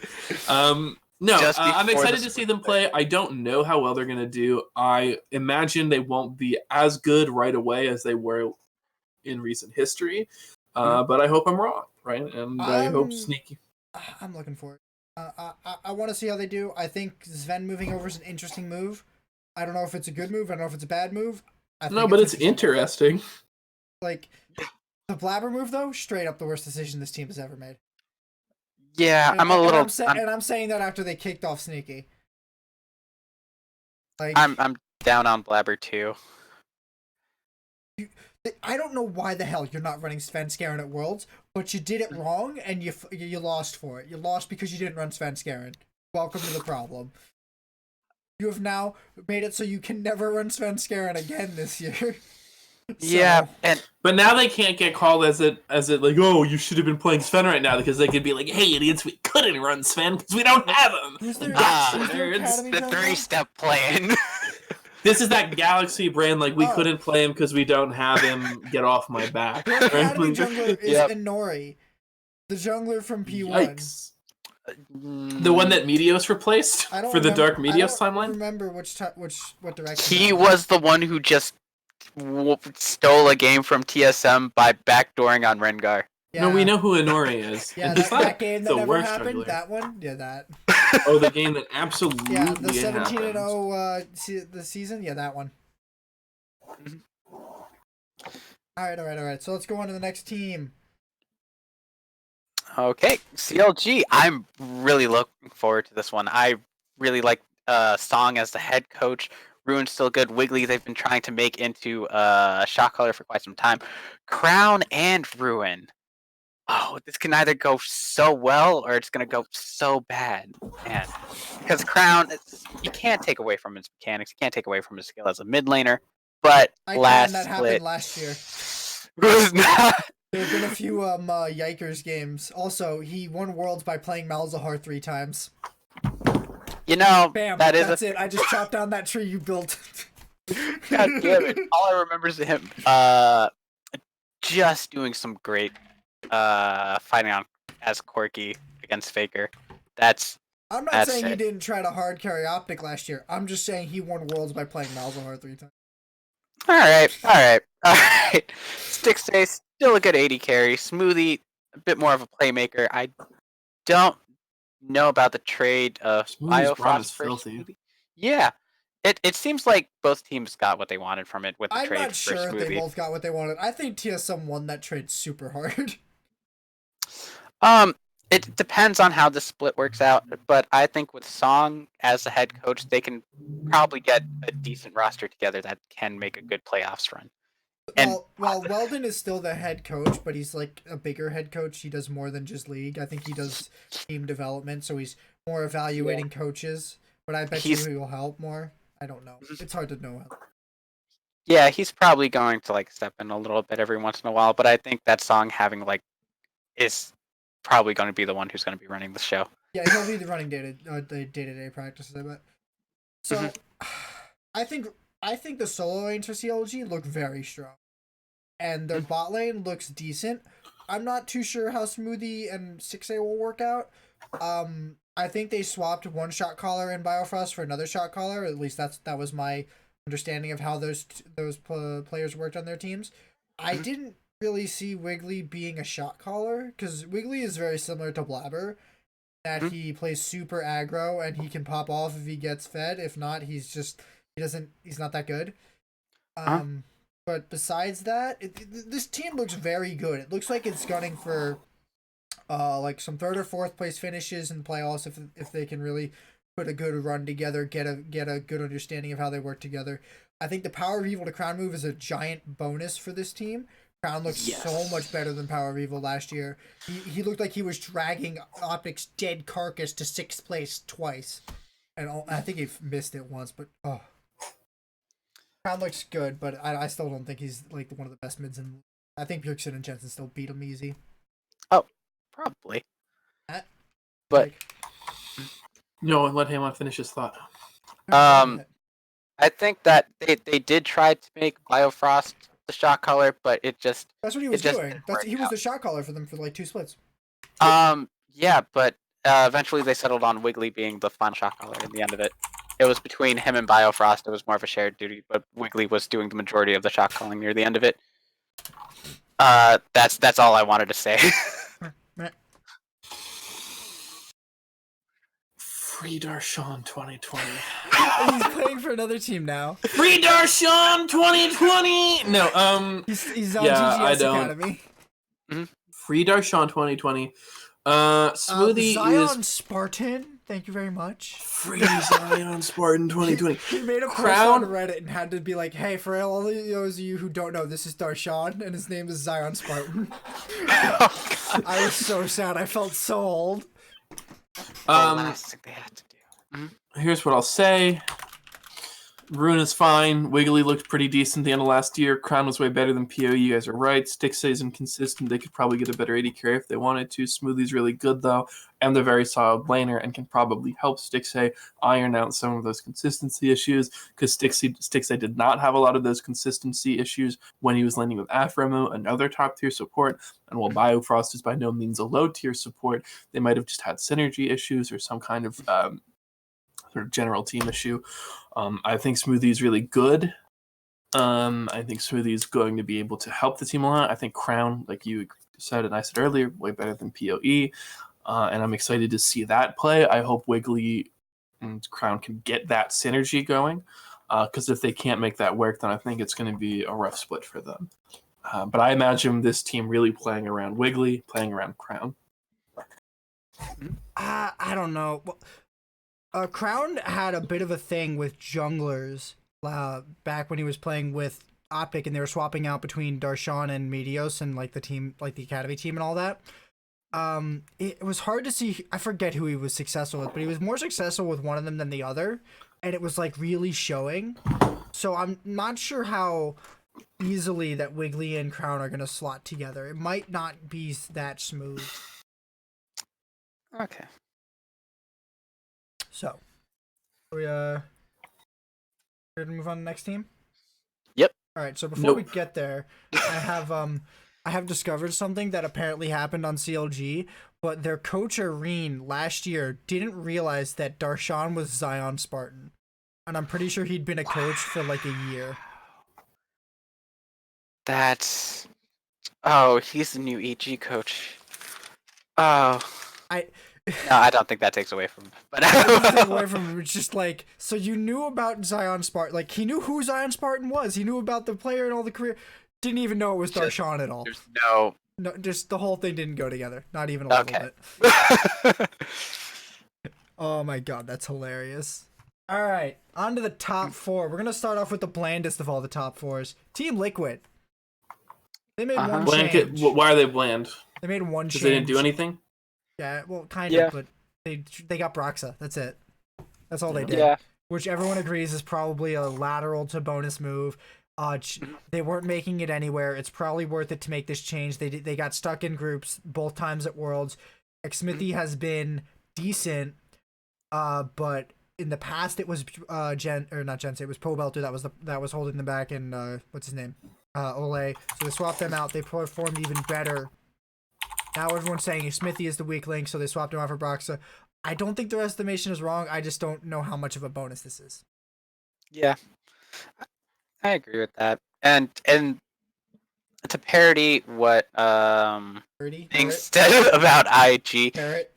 you could put a dog in the jungler's role here, and this team will still do great. I don't agree with that even a little. That's bit. wrong as hell, bro. At least in an A. No, that's not really even a little. wrong. I think a good jungler dismantles this team very easily. They play very consistently. Yeah, one of the reasons they didn't lose last year was because of Xmithy. Because Xmithy was consistent, solid, able to assist where he needed, able to take the lead where he needed, make plays. A consistent jungler is a key piece for this team. Like, the reason they were good, it's not just individual skills, we're going to clap our lanes, it's a team thing. So you get a jungler, like you put me on jungle, and I'm just like sort of dicking around at Krugs while I should be somewhere else, and they're going to start losing, right? Like, you can't just put anybody in there and have it work. It's a whole unit. Like, that was their vibe. So, the way that you can easily dismantle TL is by shutting down Doublelift. No one else can hard carry like Doublelift can on this team. So if you can just consistently turn off Doublelift, you have a much better probability of winning, especially if you can go even against Impact and Jensen.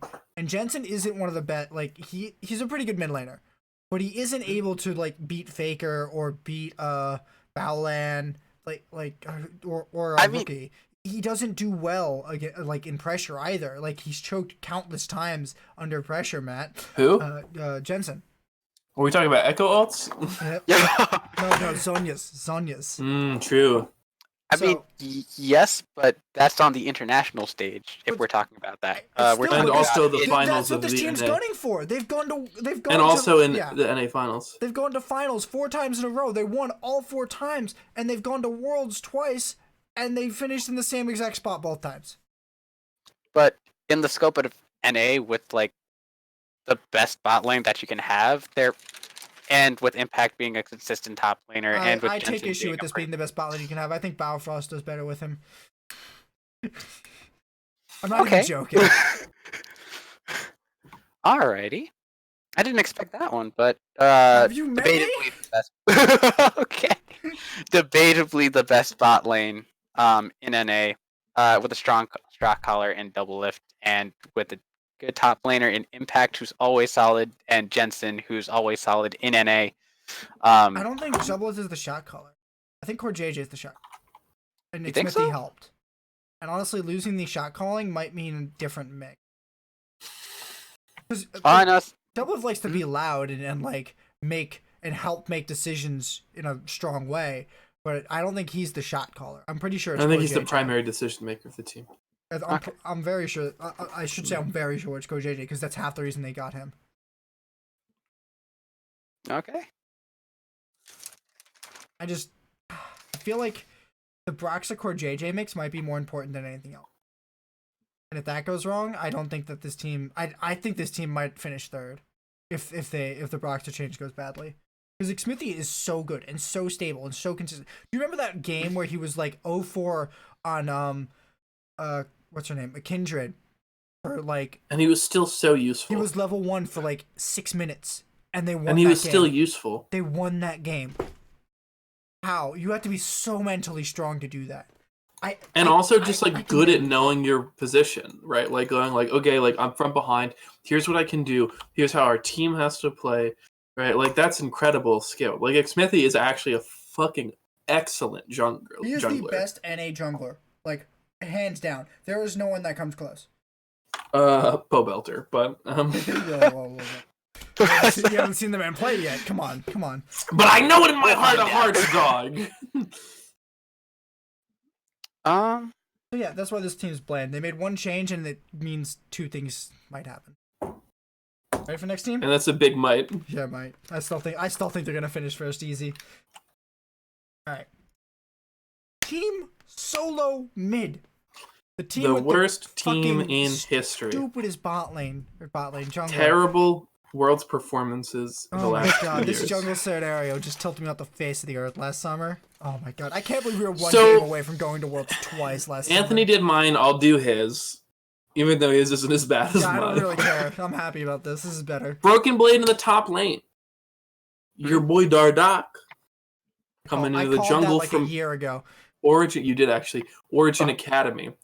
The young lad Bjergsten with the fat beard staying in the mid lane, keeping it locked If down, he shaves facial that beard, I'm hairline. gonna be pissed. Kabe coming in from Splice LEC, replacing Sven, who's now on Cloud 9, and a support trade with CLG, with TSM once again acquiring Biofrost. I think Wait. this is a really... And Peter Zhang's replacing Zix as coach, though I'm pretty sure Peter Zhang replaced Zix as coach back at before playoffs. Yeah. I think this is a really solid team. Broken Blade performed really, really well last split. Did not disappoint at all. Bjergsen, of course, is Bjergsen. Not much to say there. Never count out Bjergsen. I don't know a huge amount about Kabe, but from the little bit of research I did do, he seemed like a pretty solid AD carry. I think Perk said he was one of the best bot laners in EU that he played against last year. So solid AD carry with one of the top supports in NA. Dardoch, I think, is the big question mark here for me.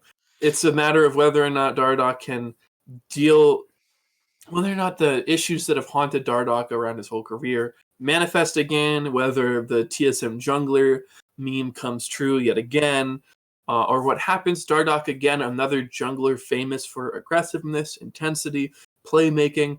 I hope he doesn't become a ward bot yet again. Looking at the patch notes, it does not look like it's going to be Dardoch's patch at the beginning of the split. No, it does not. It looks like it's going to be Smithy's patch with that fucking Sejuani yeah. yard.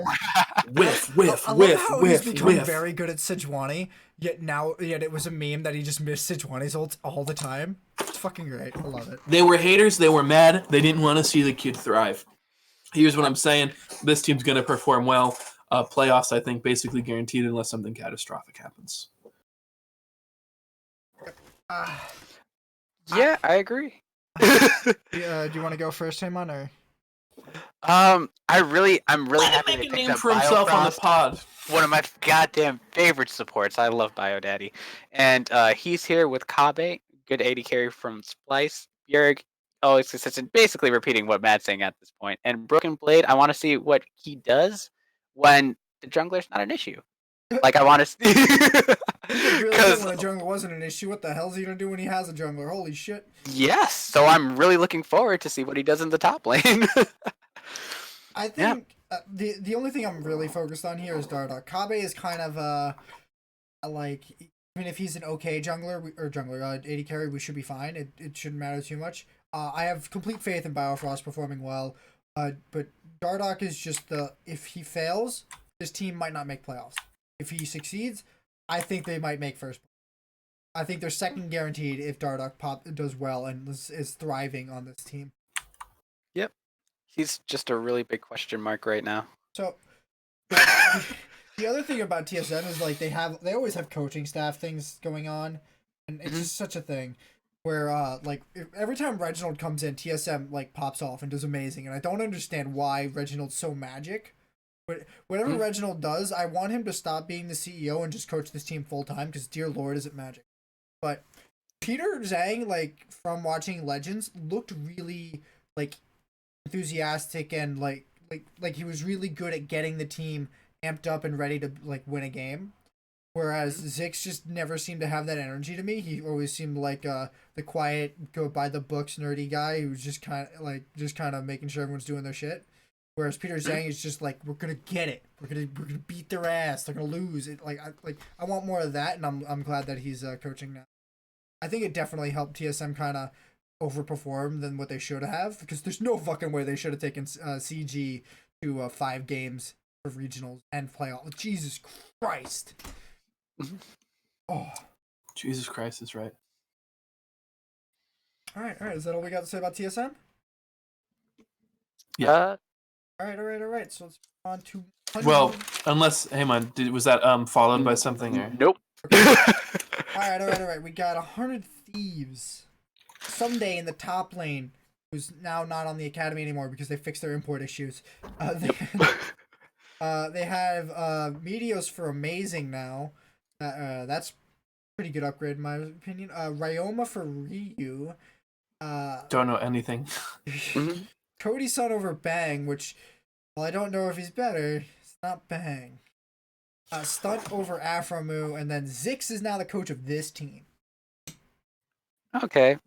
Well, I think this team looks solid. There might just be 100 Thieves curse where they're just always duping to fail. But Meteos is a great jungler. Someday was a great top laner. Meteos and some what? I thought they went to a final. They did. No, yeah. No. I think it was. They went to deep into playoffs, but yeah, no, they played in the Miami one. Someday is a good top laner, and Meteos and Someday had decent synergy. Cody Sun is a consistent and solid AD carry. Stunt is fine. I think that's a solid bot lane, middle of the pack, probably maybe a little bit higher. I literally don't know anything about Ryoma, including how to pronounce his name, so I'm sorry. Yeah. Maybe. I think this is going to be a pretty decent team. Top half of the league for sure. If they don't get cursed by the gods that be. But excited to see him play. Excited to see Meatman back in red, doing him dirty, doing it big. They really were running Ryu. Also, why the hell would you do this? I got abandoned just to get Saligo out of the mid lane. that was exclusively why, because Ryu was originally on coaching staff when Saligo was mid lane. Yeah, he was coaching the academy. What the hell? And then okay. I think the most interesting move here is probably the Meteos and Cody Sun thing. I agree. Because bring him back. Both of them were what carried 100 Thieves to they carried them to Worlds over summer. They got in off of points that summer, and I'm just sitting here like, why'd you get rid of the 2 players who carried your bum ass? You kidding me? They were part of probably the second worst roster decision in the freaking LCS. Like, oh my god! But now they're back, and they have Zix instead of Prolly as their coach. I don't know how that's gonna change anything, because I don't feel like Zix is that impactful of a coach from what I've been seeing. Outside of his level 1 strategies, he doesn't seem to bring much to the table. So they should probably get somebody who's good at pick ban with them. Okay, that one's a fair one. Someday he's been having a good time playing in the academy leagues. Oh my god. Just stomping and teaching people how to play. So I'm happy he's had that experience there. He's now back in the LCS. He gets to now actually bring his experience to the rest of the roster. And hopefully he gets to stomp top laners now. Ooh. I want to see him in Licorice go at. I want to see him in Ruin. Oh my god, I want to see him if I love Someday. Alright. Meteor's back in the jungle. He's managed to escape that one caster minion auto attack. I don't know what you're referencing. You don't remember? I do. I'm just not. It's not funny. No, keep going. Still a great jungler. He's managed to stay consistent all the time he's been in the LCS. And with Cody Sun back, he's still a good AD carry. Stunt. Also a good support. He's had experience with Meteos before on P1. Ryoma apparently was at Worlds with the Bombers on the same team that FBI was. It looked like he did really well then. I don't know what to expect from him here. And the entire coaching staff was revamped at the time. They have none of the former coaches except for Kelsey Moser, who was the academy coach. Yep. And she was decent though. She was pretty good. She was solid. And yeah, Papa Smithy's the GM there now. That's probably another interesting move whether they grab Papa Smithy. He has no real experience in being a GM, so I'm not exactly sure how good he's going to be at it, but being a GM is more about budgeting than it is about knowing about League of Legends, to be honest. Because I'm pretty sure he's not only in charge of League of Legends or not. I don't know. I have no idea. But I expect a lot from this team. They have really strong individuals. If Ryoma is half as good as, if he's as good as the bottom tier, as like the bottom half mid laners, they should definitely be able to make playoffs easy. Mm-hmm. There we got. Yes. All right, let's go to the last one. EG. Evil Giancis. All right, we got. R.I.P. Echo Fox. It was good knowing you. Yeah, they didn't. Let me do this one because 3/5 of this team used to be my team. Okay. So in top lane, we got the kid Kumo coming in hot, coming in clutch, coming in nice. We got Sven Skaren in the jungle. Fantastic. Jizuke is, I believe, how you pronounce that. Coming in from, I think that's Vitality's logo from the LEC. Yep. Bang from 100 Thieves. And your gregarious, big bearded friend Zazel in the support role. I think this is a super solid team. Kumo was a phenomenal academy top laner when he came in to replace Licorice when Licorice was injured. Kumo did fucking fantastic in the LCS against top-tier top laners. He didn't have the easiest schedule, and he did very well. Sven Skaren, of course, a wonderful jungler, extremely talented. No doubt will continue to do that unless he doesn't, in which case RIP, but, you know, good luck. I don't know anything about the LEC, so I'm going to skip over Jizuke. Bang was inconsistent last year, not the best. I am hoping that he'll be able to turn it around. Maybe it was just some issues with Afro or something. Zazel is top, at least last split, was top 3, top 4 supports in the league. So that's, you know, I don't expect to see him fall off especially hard. But, you know, any new bot lane might take a little while to get things popping with synergy. So that's all I got to say. I'm looking at this team and I'm thinking, spend a lot of money to try to do very well. That's probably why they're in the top 4. Kumo is looking like he might be able to contend for one of the best top laners in NA. When I say that, I mean NA players. Sven Skaren was the MVP last split. I shouldn't need to explain why I think he's a good decision. Jizuka is the only like red flag I have in this team, and I don't know why a lot of teams seem like my red flag comes up right on their mid laner. It's just like, why are you picking this when you could pick like a billion Korean players or like, I don't know, anyone else? Pro Belter? Yeah, or Pro Belter. Jizuka seems like he's here for a check, and I'm just not about that. I don't know why he seems like that to you, because I don't know anything about him, but I don't know. Well, because, I don't know, he just seems like that. Bang, I don't know who picks up Bang, but, like, they picked him up to try and win, but we'll see. Bang was okay when you put him on an 80 carry. Fucking put Bang something. Jesus Christ, who does that?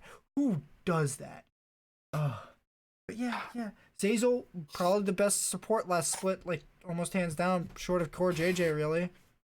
He looked really good. And I said top 3 or 4 because I couldn't remember if I was forgetting anyone, but I think you're right. It's him or Core. I'm just like, I'm pretty sure when we were talking about MVP, it was like Sven Skaren, Core JJ, or Zazel. I don't remember. I don't remember if you had a hard on for Bjergsen because you always do. Yeah, Bjergsen's always a contender for MVP. MVP doesn't matter. Not the last 2 years. Yeah, I'm liking this team. I think if they have good synergy, this team's gonna be very much contending. But otherwise, there are a few parts that I'm just like, if these underperform at the same time, this team's gonna become a bottom playoff team. But I don't think they should be looking at the what is it, bottom 4. They should be nowhere near that. That shouldn't happen. Haymant? Yeah, I like Kumo, I like Sven, I like Zazel. Jizuke, still also a question mark. Bang, also a question mark.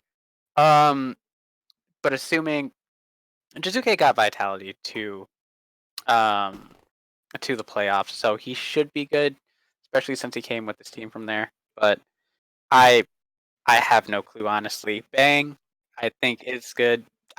He's been inconsistent. Hopefully he picks it up this split.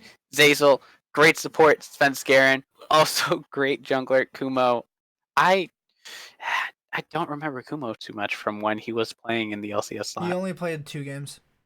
Okay. He might have played 3. I think they put the academy in on the very last game. But if anything, I do know that C9 is able to make great talent, so I do believe games. he's going to be a great talent. Weeks. 2 weeks? Oh yeah, you're right. But all I remember is good things about Kumo. He was really good. Yep. Irene's going to be the new coach. He was the assistant coach at CLG last split, and seemed to be the one who was talking about all of the plays, like specific. He would go over the games with them. That's what I got from him. He would be like the analytic coach, more even though he was in the assistant coach position. So Yeah. really, Because Weldon was like a health and wellness sort of coach from that aspect more than a gameplay aspect.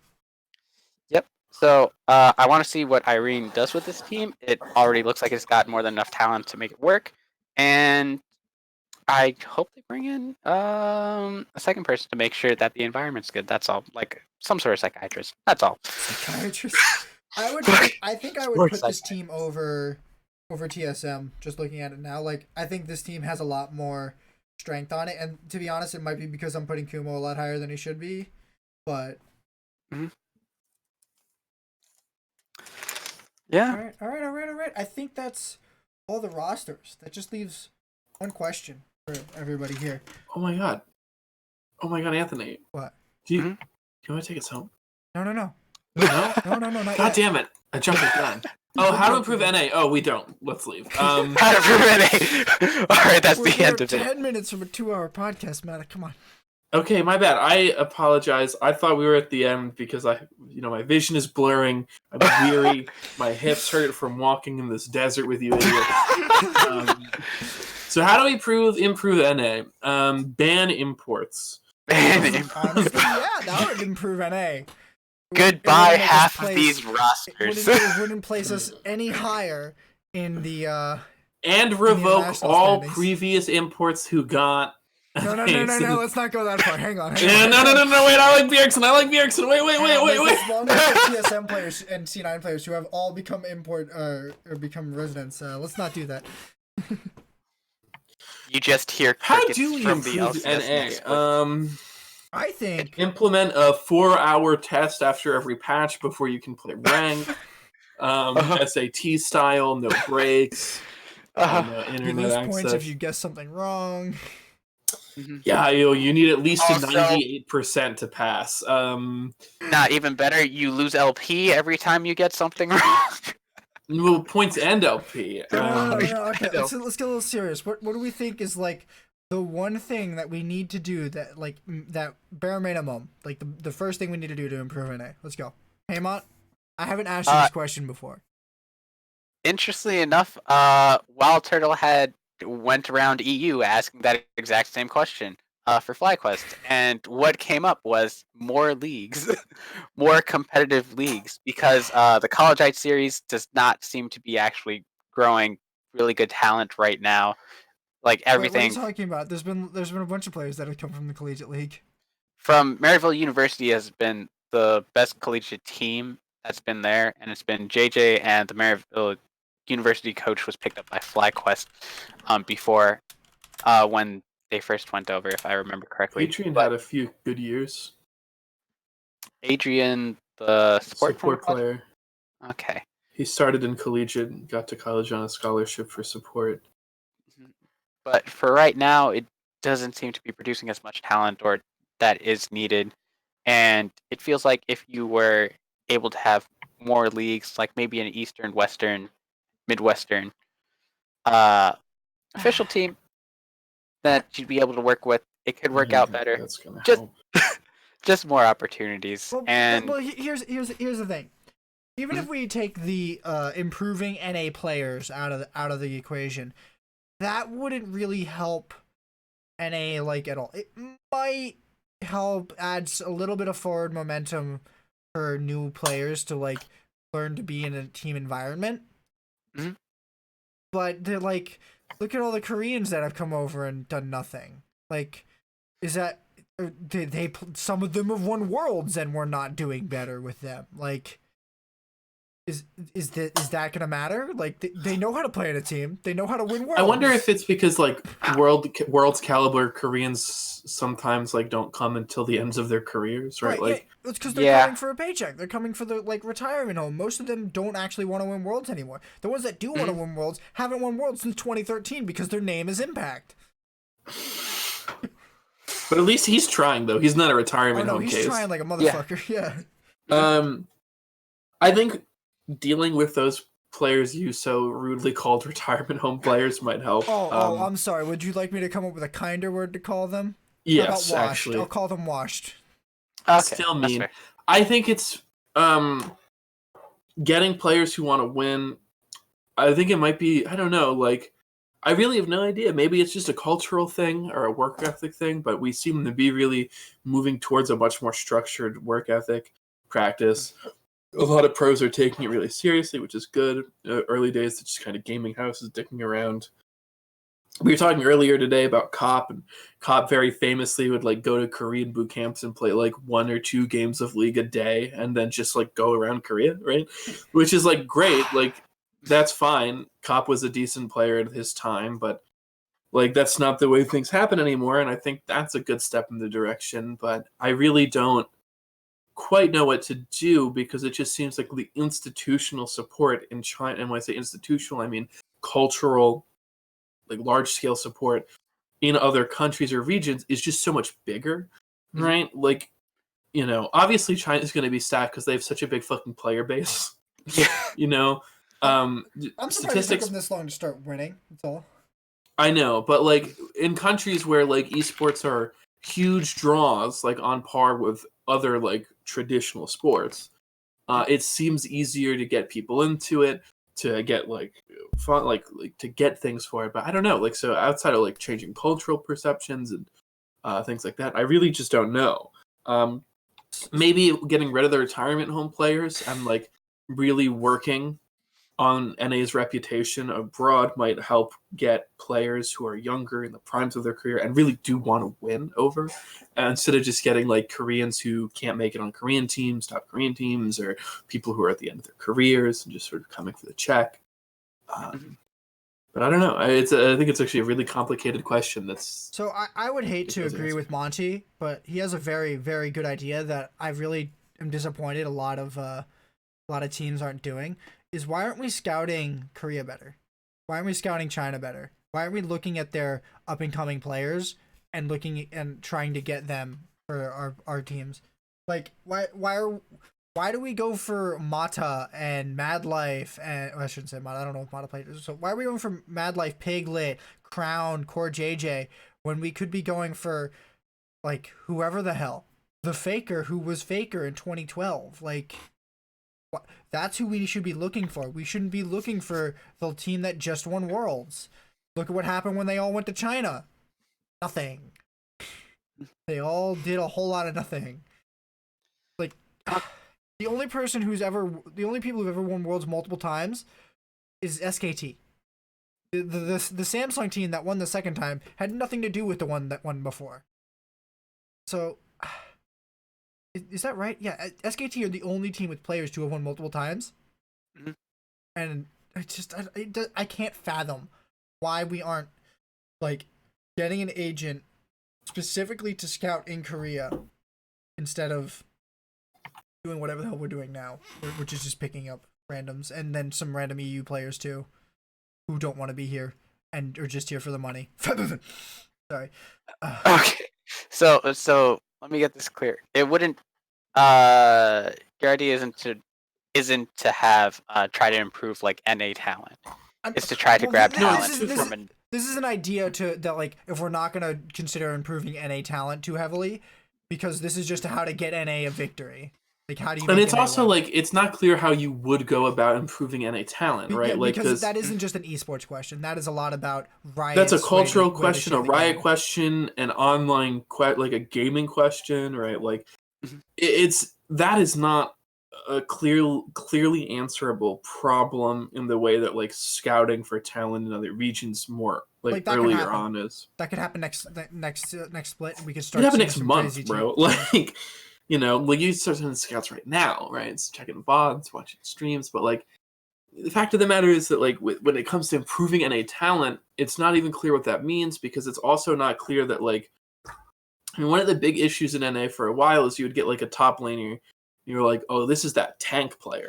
So during this tank meta, they're going to be really good for a split, and then for 2 splits when it's a carry meta, they're going to be ass, right? Like you have, you know. we're seem to be moving away from that with higher caliber teams, but like it's not clear how like you can do that more generally, right?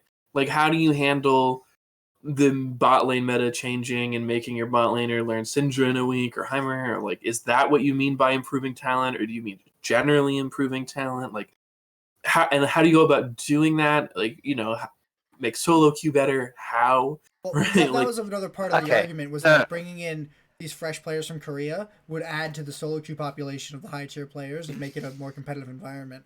The real problem is that pro players don't even take solo queue seriously. So why should anyone else take it seriously? Well, they don't take it seriously. Like they take it seriously like in Korea, right? Why are they but doing like that here? Like that's well, because half the the problem. difference is because the caliber of player is different, right? Like if your Korean challenger teammate is more likely to take this game, solo queue game, seriously, and so are you. If your NA solo queue teammate is more likely to grief, I'm not saying you're going to grief as a pro player, but like it's just not the same caliber of experience, or like people claim it's not, right? Like all these pros talk about all the time, like the feeling of solo queue, the experience of solo queue being so different. So even if like all these individual pros started taking it more seriously, that doesn't mean every other random on challenger would. It just means like they would, and that doesn't mean they would learn the same amount as they would learn in Korea when everyone is trying harder. Right? But the point is to set the example. Like you see them all the time, just really not giving a shit on stream, playing solo queue, and just doing it to fill their quota that they're. Well, streaming is different. I don't care if they don't try hard on stream for entertainment purposes, right? But like, because there's a difference between like a pro's practice solo queue and like the stream solo queue. I don't think they always 100% overlap. And like if you're in like your off time stream hours where you're not explicitly meant to be practicing and you're doing it for another, then fine. I think that's fine. But I mean, like, do you really think like every pro player trying harder would all of a sudden like reform T1 and like try to make him try as hard as possible, or like people like that? Like I really don't think that like that setting the example thing is like it's a start, but it's not like a solution to a cultural attitude, right? Like you can't just have this small group of people be like, well, we're going to be high and mighty and then everyone else will. It's like, no, it's like, that's not how this works, right? Like there are other reasons that people are acting like this other than the pros. I'm saying it as like that has to be like the first thing we need to do. It is a deeper problem, but this will definitely do a lot towards changing people's perception of how solo queue works. Because I'm tired of people like Night Blue smurfing in platinum and being like, "Oh yeah, I'm challenger. These guys fucking suck." I'm just like, Night Blue's not a pro though. Yeah, but he's a challenger. Yeah, but he's doing that because he wants to make money. Yeah. I don't know. I absolutely hate when challenger players are just smurfing around, acting like everyone else is so garbage because they're playing 8 divisions down from them. The only time I think it's permissible is if it's a fucking 5-man flex queue meme. And everyone's picking like Twitch like 5 marksmen, right? Then like flex however hard you want. I don't care. I did agree that is a problem, but like that's a problem because like the reason he's doing that is because he make money, right? Like he wouldn't do that if he started losing money doing it. All right, but what I really wanted to clarify is that this doesn't improve any talent. It improves hopefully within 1 or 2 years, or with the NA LCS overall, and then from there you can go and maybe improve NA talent. What is that? What's the difference? NA talent are the NA players in an NA solo queue though, or NA LCS though. So yes. Like improving NA talent is improving. It's NA a LCS. Very no, because what I'm saying, LCS players are Koreans. Does it matter? Yeah, that's what the point that I'm getting at. It doesn't improve NA talent; it improves the NA LCS. So what are you really doing there? That's the thing. If you do this, you're just trying to get the North American. I shouldn't say North American. You're just trying to get the League of Legends Championship Series a ring or a crown or a cup or whatever the fuck you want to call it. Like that's all. That's all you're doing. But like, I don't think that is the worst thing. Like I'm not totally against imports existing in the North American system. I'm just against their North America seeming reliance on them to do well. I don't think we even need to do that. I think you can definitely put together decent teams with full NA players. Like imagine a team with Licorice, Damonte, Double Lift, Biofrost, and Dardoch. That's a pretty good That team. team gets fucking clapped internationally. Maybe, but like No, that team gets violated internationally.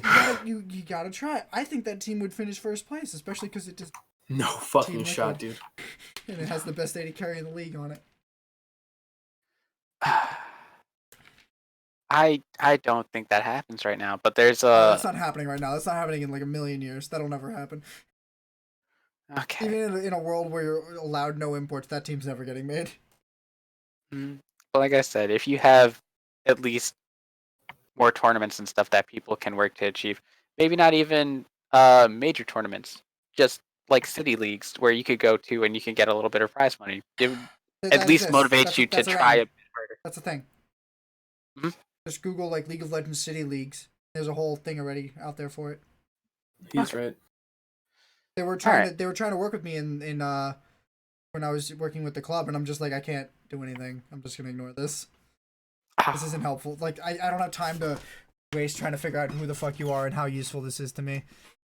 Mm-hmm. But then there's also like shit like the TCS or Rift Rivals. I wish Rift Rivals was a little bit more competitive, but the TCS turned into a really competitive tournament because they put a 700 LP bar on it. If you were below 700 LP Challenger, you really couldn't compete. I think the only one who was allowed in that was below that was Disguised Toast because somebody had to someone got dropped off a team for some reason or another, and he failed. So. Yeah, and fill cases are different. Fill cases are fine. I mean, I'm pretty sure it was last minute. I have no idea the specifics, but it was not. I don't think anybody was blaming the dude who had to leave or the team specifically, but it was just some people were shitting on Disguised Toast or being mad that he was allowed in there, and it was like it's not really. It was a bad situation. Nobody was happy about it. It wasn't gonna get better. Why'd you? What?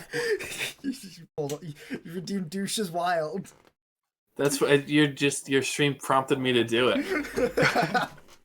There was a literal prompt. It was like, "Do you want to do this?" I was like, "Absolutely." Douches. Does anybody know what that reference is from? Are we done?